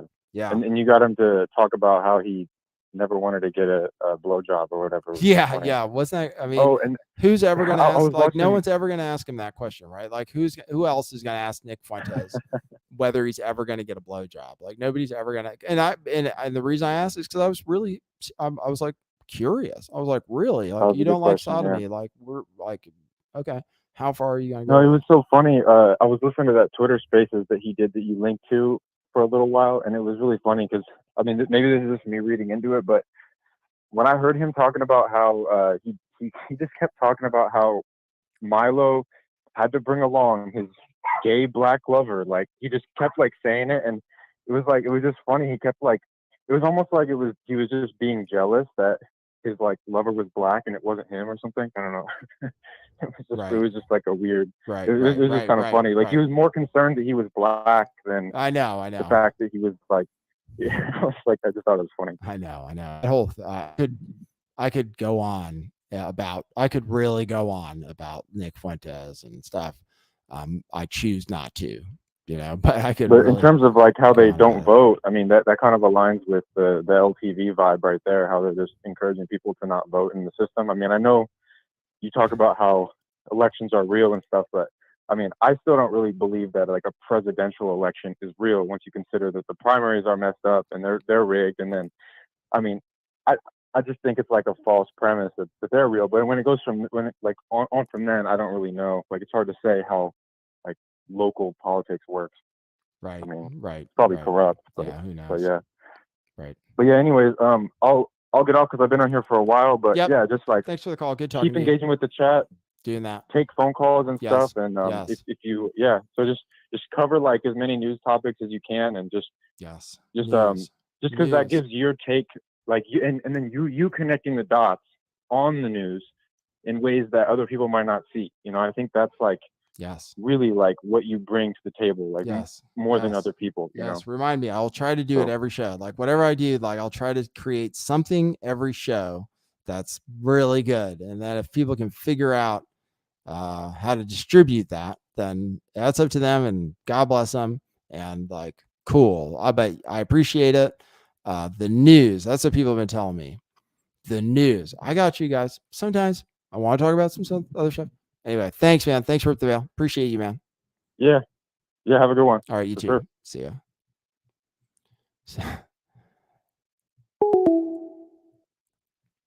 What is that? Hold on. Mark Mack criticized. So Violet Lotus says, don't brag. Okay. I believe I'm known for being self-deprecating because I am. If I didn't think it was good, then I'd really be hard to do. So anyway, I'm just saying. I'm not trying to though. Honestly, I just like it. I think I'm good. Hey, how you doing? You're on the air. Hey Nathan, this is Stomp the Veil. We lifted the veil, we ripped the veil, and we stomp on the veil. Sound good? Stomp the veil. Oh, is it like what is it? A hater? No, I'm just messing around. I was just playing and ripping off you guys. It's been an amazing show. Oh, really? Okay. Cool. Great. No, Zeno Paolo. You remember Zeno Paolo from Twitter days back in the day? Yeah, what's up, man? Really inspired by just walking through your whole journey today. Really? Yeah, absolutely. I did get the notification, 11:30, let's say, and then I was waiting and waiting. I get in there and but basically by the time you got rolling, it's 33.5. It's not awful. Yeah, obviously I'm not getting the notification. I'll tell you subscribe. But then you get peak. You're hitting 111 or so, and then now we're riding like 88, 90, and everyone's super engaged. And everyone's just having a great time. Cool. Awesome. I couldn't ask for better. Yeah, I turn things like that's the thing.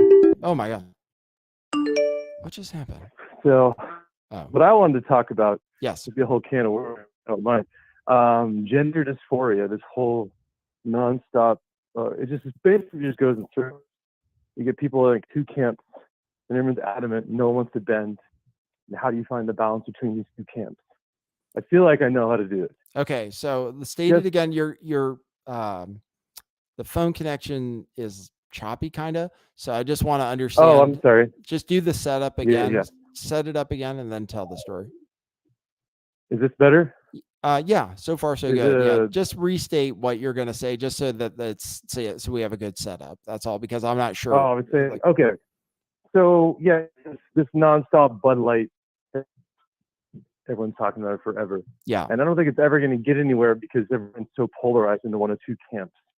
It's like, all right, gender dysphoria, it's all this, biology set, you're male, female. And then you have the people like, well, no. All right. So let's just say gender dysphoria is a real thing. People feel it all the time. I feel it myself. I got it in 2016. And why I did it is because Loretta Lynch of the Barack Obama administration comes out saying, "We hear you, we see you, we protect you." This is the North Carolina, transgender bathroom issue. So basically, he said, "Oh, trans people are a protected class. You can't mess with them. You can't bully them." Right. And so we were like, "All right, great. This is great. I'm a protected class now. I'm trans, and I deserve to be seen because I suffer gender dysphoria. Right. I wish I was a woman. I have my spirit body is female, but the reality is it's a masculine body. But maybe I can change that." So the process to do that is see a therapist, and you have psychiatry involved, and then they decide, well, you're sure enough. Okay, now we're going to give you the hormones, and then maybe look at Blair White, and Blair White is sexy, right? Right. Good looking trans person, and we don't misgender her because she's damn hot and she carries a gun and right. So again, they don't want to deal with that. Trans people don't like that ideology. But then the idea of the right to self-identify means we have to support the trans people no matter what, even mass shooter. How dare you misgender that shooter? Right. So like, well, how were they presenting it? What Blair White said was like, they're pretty outwardly female. And it was just like literally pronouns in one profile that it's a transgender shooter. And so like, well, you want to be a protected class from the Obama administration onward, and we can tap into that, whatever you want. But then at the end of the day, just validation. Do we really need a validation? Psyche. If you're suffering gender dysphoria, figure it out. Maybe it's cross-dressing, maybe it's doing this or that, but you can't get uppity if people misgender you, and you can't expect to be a 6'3" like burly dude going to GameStop and it's ma'am. Yeah. So, yeah, and to me, I don't know, people like some people really hate me because I am defensive of homosexuality and gay people, because my experience growing up and stuff, like I never had an issue. And and like the history of gay people, they wouldn't make a scene. Like if somebody called them a faggot or something, right?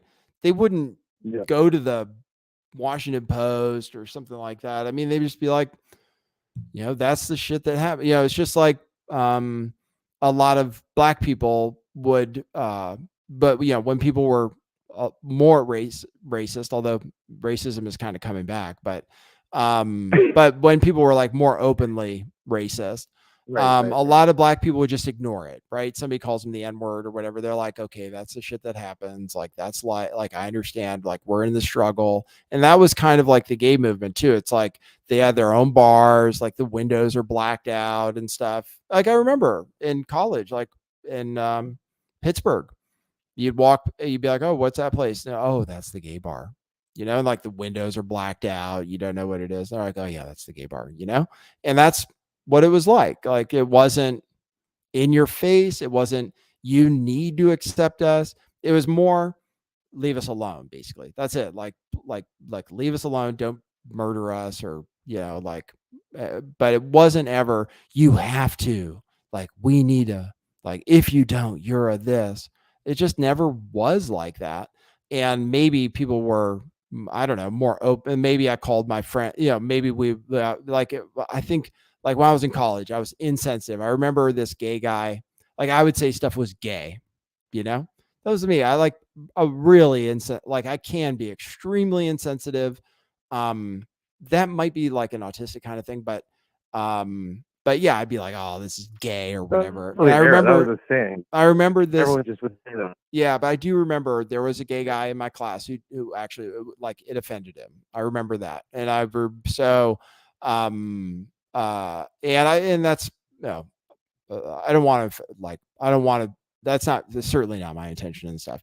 So but that was the most, like, it just was totally different, and it wasn't like people didn't have rights and stuff. But yeah, the trans thing, man, it's just like it is. demanding things, you know. It's like it would be like because some people are liberal, like for example, like my dad and his girlfriend, they're super liberal. They like Colbert and Rachel Maddow and like the craziest shit ever, but they're just not up to speed on the gender thing. You know what I mean? Like they're not indoctrinated in it.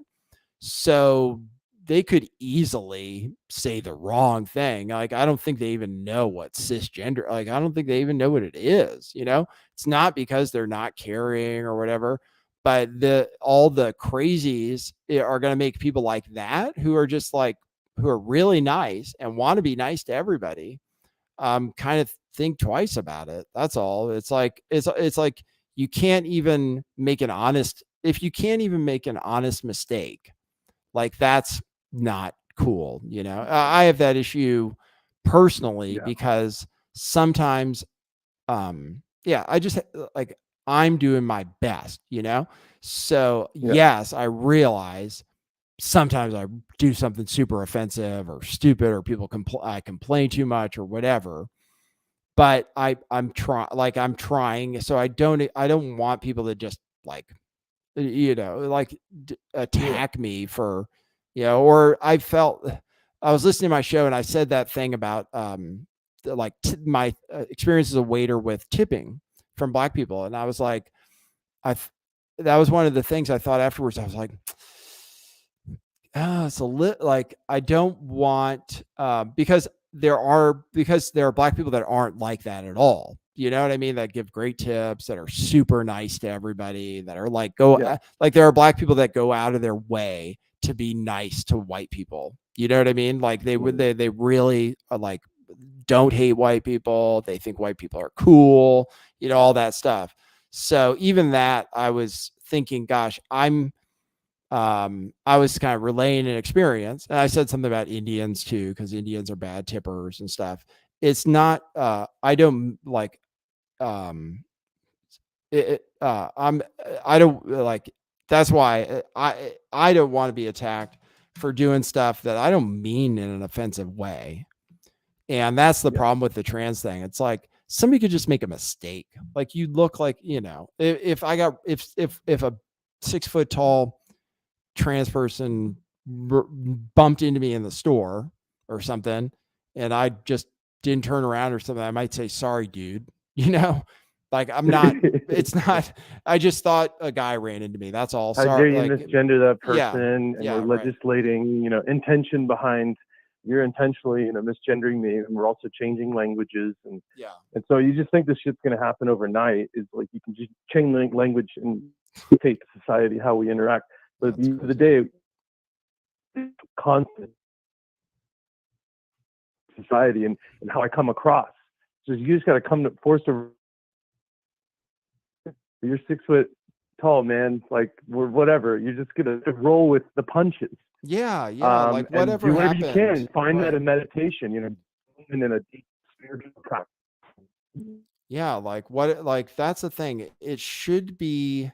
You don't need validation from us. It used to be a value to not get offended. Like, I always thought, I heard stories of like Black parents like telling their kids, like, if somebody calls you the N-word, like, ignore them, right? They're ignorant, you know, that kind of thing. Like, that was the kind of values people had. It was like, if somebody insults you or calls you names or whatever, the best thing you can do is ignore them. They're ignorant, right? Like, they don't know what they're doing. It's not even worth, like, it's not even worth it. You know, just be the best you can. Like, maybe they'll come around or whatever. That was the ethos, I feel like, years ago. And this new thing of just, oh, if you're offended, then we must like destroy the person who's being offensive and stuff. Rather than just ignore them, right? Like, if they're wrong, just say why they're wrong. Go out and do your own thing. Like, just explain yourself. Speech counters hate speech. Counter speech, right? Counter speech, right? So, Well, that's great, man. I really appreciate it. I'll let people get on the phone line, but Cool. I'll finish on the note that it's been a couple of days, man. Like I work in a restaurant, so I go in every dinner service for 5 minutes a week. You talk about tipping culture. I could have my input, but that's not what I'm gonna get at right now. But anyways, I get done with work, late. I just want to watch some TV. The TV is like your content. I want to learn the news, but I don't want to learn too much. Like your other caller said, you can dive in and out of what we gather, over the years from you. But in any case, I wore my Nassim shirt yesterday, cool. yesterday for dinner service. I wear a lot of Liptoville shirts at work, and I'm like a sommelier wine guy in Las Vegas. But and then I have your Truth Revolution clothing sticker outside my restaurant, like Cool. street graffiti. That's cool, stickers. man. Thanks. So I represent, in Thanks, little yeah. ways, but again, you have to find it, and the person that's seeking it will find it. And yeah, man. So hopefully I'll start doing Kate sometime. Can't wait. Cool, man. Well, good talking to you. Thanks for the call. Really All right, insightful brother. comments. Appreciate it. See ya. All right, cool. That's going to be the last call I could take. It's been very long. I have to read the super chats. So thanks, people, for tuning in. I will leave the show up because I turned it around. You see what I can do? I would tell, like, I can't 100% like totally get into like exactly, because I don't want to encourage anybody else to be like me. You know what I mean? But I could get into it at some point. But I appreciate you guys. Yes, I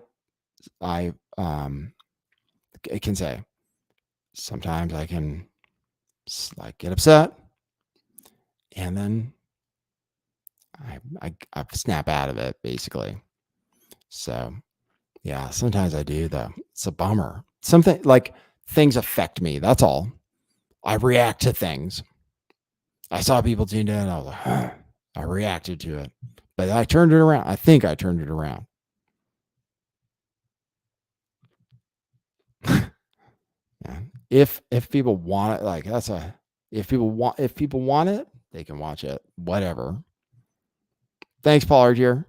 Art Bell calling in story doesn't exist. Art Bell was dead by when I took over the show.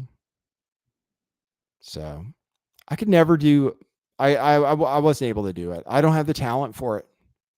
As much as people said don't brag, like Violet Lotus said don't brag, and I said I'm a great interviewer.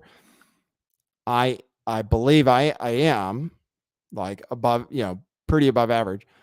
But actually, Joe Rogan, I couldn't do 3 hours with some of these people. I don't think. Like I don't think. Maybe now I'm a little more talkative and stuff, but I'm not the best. Like I appreciate, as much as people want to criticize like Lex Friedman or Joe Rogan, I recognize they have something that is very special, very hard to recreate. Both of them. So I think I'm I'm underrated or something, whatever you want to call it. I think the downside to not having a bigger show is that it's harder to get on the guests that I would like to talk to, who I think would make really good shows. So like I get bummed out when it makes me not like want to reach out to people. I've reached out to people that were really interesting, I think, and that I would have questions for. Nobody else would, because of the situation. Like harder to get them on. But no, Art Bell never called in. All right, cool. I think that I have to read the super chats.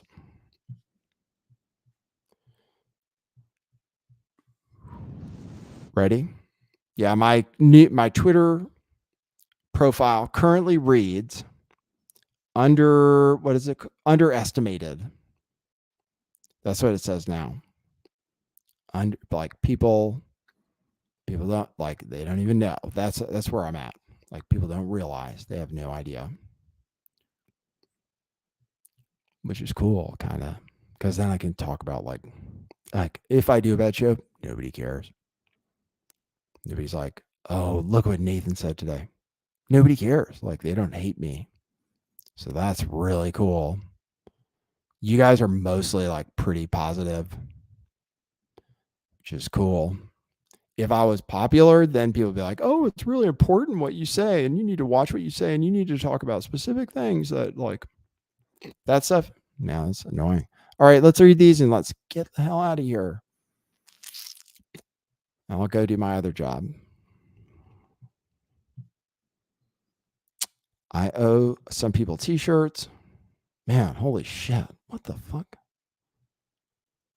Sorry about my language. Wow. Okay, Rip the Veil bought 3 coffees, says love up X33. Thank you. Times 33. Cool, good number. Someone is now a member. Says, I love your content. Can you give, I think it's written wrong.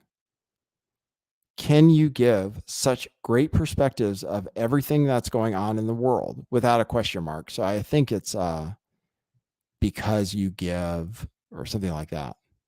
Or just like, I'm trying to figure out what exactly the word would be. Thank you for that. Someone is now a member. Peter Swaghoven says, thanks for your YouTube. Look at me, man. I'm going to be the last one that stays. I'm going to, like, we're going to prove a point. I'm going to prove a point. I made this decision or came to a realization, which may or may not be right, that I have to be on YouTube if I want to do anything. So we're making the investment to stay on and follow the stupid rules because people know what I think anyway. It doesn't matter what I say. It doesn't matter if I say the vaccine is freaking awesome. You know, I think people understand. So thank you for that, Peter J. Swagman. Yeah, we're going to eventually we're going to be right. I was really right about something I should have told you about. Black Jesus bought a coffee, says, thanks for streaming, Nathan. Exclamation point. Thank you. Mark Mack. Thank you, Mark Mack, who has been a critic. And also, like, there's been some emotional stuff happening in the live chat.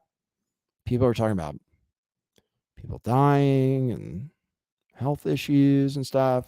People are being supportive. That's cool. Mark Mack, appreciate your feedback.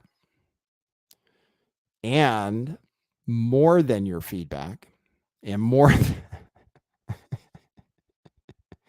it's like the guy. Were you the one who said our time is valuable? Were you the one who was like, oh no, like you're not getting it for free or something like that? You're like, you're not doing it for free because our attention is worth something. And I was like, okay, tell me that when I'm putting gas in my car, that is worth something. No, I'm just kidding. But if that was you, that's funny. I appreciate it, man. It's like, I don't know. Sometimes it's just good to be like honest with people. It's like, okay, I appreciate your time, but really, anyway, thanks, Mark Mack. 5 coffees, man. That's awesome. Like, what the hell? Here's some cafe latte to go with my time. I stream and nobody ever watches except my close friends. You will succeed. Don't be down. Right. That's the other thing. Everything is in relation to something else. So actually, like, what the hell am I complaining about? Like, some people think I'm famous. Like, people do. That's what's crazy. People are like, you're famous. Like, do people recognize you? I'm like, what are you talking about, man? You know, but it's true. Compared to some people are like, what if 30 people were tuned in? Some people are like, oh my God, this is amazing. So actually, I just need to, I don't know. It shouldn't happen that I react the way I did. But yeah, everything's in comparison to another person. The main thing is like you have to like it. That's the main thing. Like, if you don't like it, and at least some people don't like it, I like, what keeps me going is every time I complain like an idiot, people always try to make me feel better. they're like, oh no, man, keep going. I love your show. Even though like I just did a stupid show. People are like, oh, like people donate and stuff. I'm like, okay, like there are some like, okay, like there is some like there are people that maybe like halfway understand like what I'm talking about. Like what's happening here. Fiona Paulo, you called in. Thanks, man. 5 coffees. Like, holy shit. Nathan, the stream today was brilliant. That's that. You're pushing it. Great chatting with Hoax Wars. Chatting the Rumble versus YouTube. Fascinating. Much love to you and Kate. See you in Vegas at some point. Hey, Vinapolo, what about the F1 race? I love F1. I had to be really into it. I have a funny story actually about. I have a lot of funny stories, man. You know, I could talk. I don't know, man. There's something wrong with me. I literally could probably tell you guys stuff freaking all day. You'd be like, what are you like? Really? I tell you guys some stories about, like the boss of like the time I didn't recognize when I was working at a Ferrari dealership and I didn't recognize the head of the Formula One team walking in the door, and it created like an international incident. Yeah, that happened. They had to like change everything just because some idiot in jeans on a Saturday at a Ferrari dealer who didn't know that the head of the Formula One team just walked in the door and like nobody greeted him. Anyway, that is to say, after that, I learned, I need to know what F1 is all about. So they're having a race in Vegas. So I don't know. We can talk about it. I'm kind of thinking it'd be cool to go if I can afford it. Probably expensive. Much love to you and Kate. See you in Vegas at some point. Cool, man. That's cool. I like blackjack too. I like gambling, but I don't do it anymore because I realize it's like a losing proposition. I have bad luck. But I like craps. I like blackjack. I really do. But the odds are against me. That's all. It's stupid to do things where the odds are against you every time. So I try to do things where the odds are hopefully in my favor, like betting on politics and stuff, even though I lost everything this last time. Betting on politics, I feel like I have an advantage. Like I definitely can have an advantage. I screwed up last time because I didn't listen to myself, actually. But I had been really good at that. But gambling just for the pleasure of it, I find it pleasurable. The math, really, it's fun. Craps is really fun if you're doing well. But man, you get wiped out fast. But I just think like objectively, I don't have that kind of money. That's all. I would play poker. I'm not even good enough at poker. That's one thing. That's what I realize about intelligence is it's not simple, you know, like I should be able to figure out poker really well.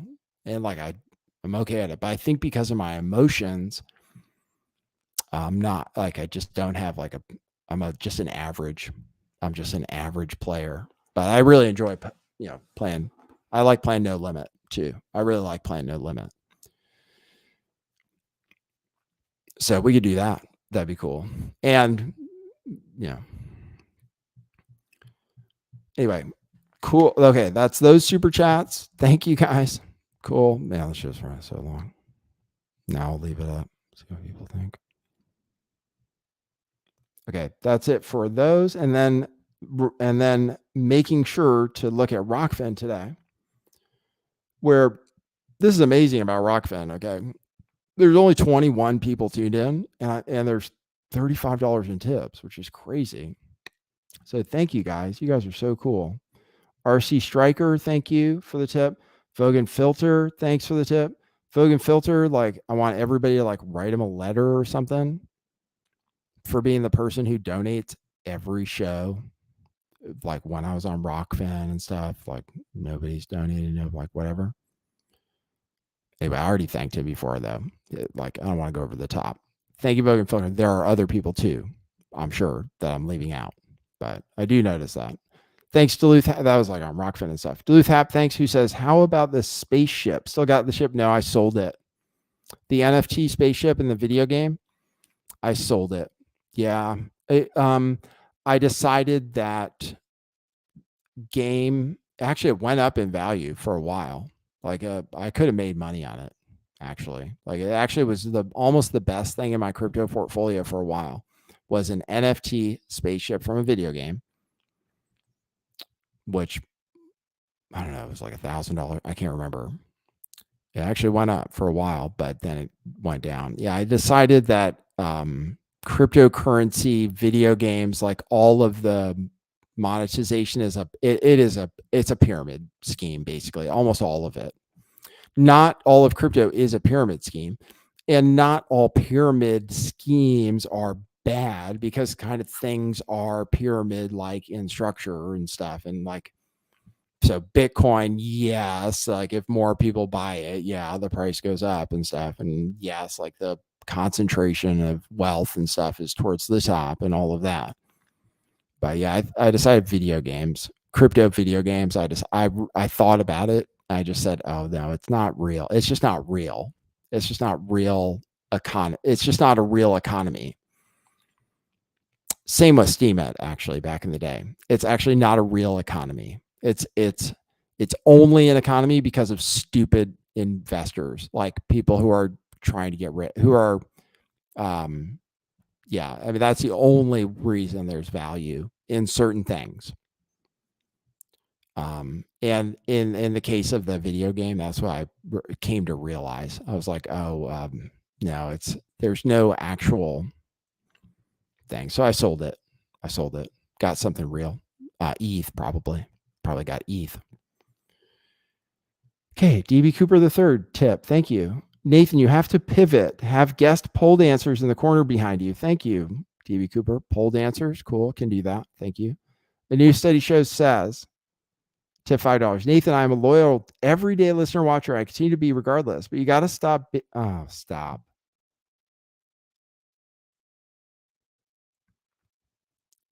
Haven't I covered that? Maybe I covered that since you. I thought, did I do that today? Like, this is the last thing I'm trying to do. Anyway, it's okay. It's the last thing I'm trying to do. Like, that's what I thought I didn't do that. So I apologize if I did, man. Like it's cool. I do something else, so I don't have to bitch about it. So I'm sorry if I did. I really am.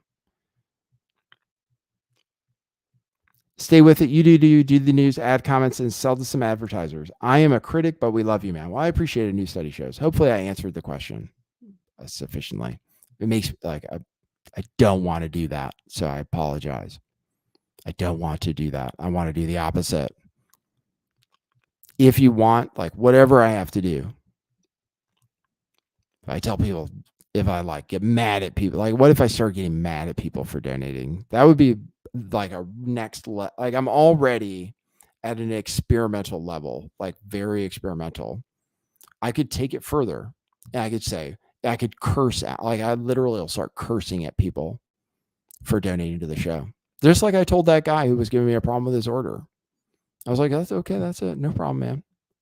Never, ever. It was like no soup for you. That's all right. You know, I made up with that guy. I didn't tell you guys.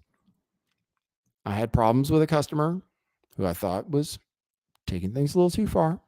I said, okay, well, that's where you want to take it. Then it's over. We're done. And actually, like, we made up. We made up. Now we're like friends. So I did end up sending him his shirts, but I mean, actually, it's kind of weird because in a way I did exactly what he was asking, but I didn't like the way he asked. So we straightened things out. But like, I'll take it. I mean, like, I'll go wherever, man. Like, really. I told somebody the other day, somebody said, oh, you might do this to get more people to tune into your show. I said, I'm not trying to do that. I said, I don't want, I will not intentionally do anything to get more people to tune into the show. If people like it, if other people want to figure it out, that's up to them, So I'm ready, man. It's like, we'll go next level. I'll get mad. I'll get mad if I get donations. If you want, just to try it out. But thank you. Thanks for the $5. I appreciate it, man. You're cool. Foggy Filter tipped again. It says, Walsh was able to stay because he's a team player for one of the echo chamber teams. You are not. You don't fit a particular glove. Why I dig you. Thanks, Foggy Filter. Tell me about it. Don't fit a particular glove. My story of my freaking life.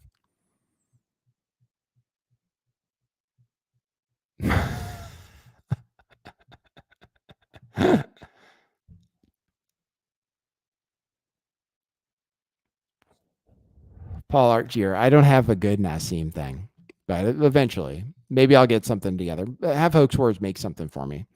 Tell you what, like, if you want cool content like that, have Hoax Wars make me something cool. If you can get him to do anything. That guy is like, you want to talk about temperamental artists. Like, if you ask him to do something for money, like, he'll get pissed off probably. And never talk to you. And he ignores me. I mean, I messaged the guy. I'm like, I like him. He doesn't even talk to me. Except it's unless he can make content out of it or something. But anyway, yeah, ask us Hoax Wars. Thanks, man. Appreciate it. You guys are cool. Whatever. It's great. Hey, maybe somehow. Thanks, guys. Okay, we'll leave the stupid show up. I probably won't post the podcast. Like I said, I think I did one segment. That's interesting, but criticism of Rumble, for one thing, it's not, there's no market for it. Nobody wants to hear it, not from my perspective. They don't care. People just want to say nice things about Rumble.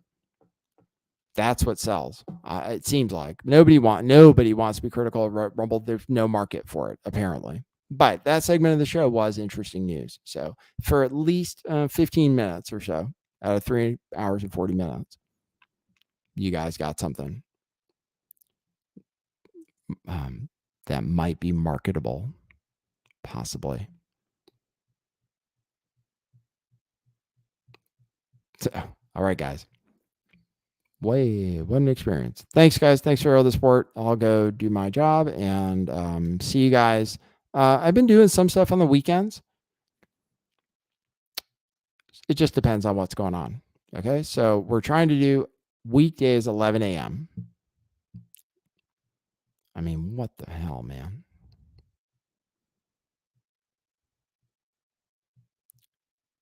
See you guys. We'll catch you at the next one. Have a great weekend. Tip your drivers, tip your waiters. Be nice to somebody.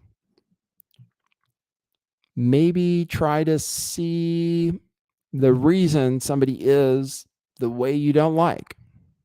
For example, try to understand, like as an assignment or something. What is it I don't like about this? Like, why does it make me upset? Or what is it about this person? Like, why are they that way? Think about it, maybe. Sometimes it helps you oh, okay. Yeah, that's all. See you guys. Have a great weekend. We'll see you at the next one. For now, that is what it is.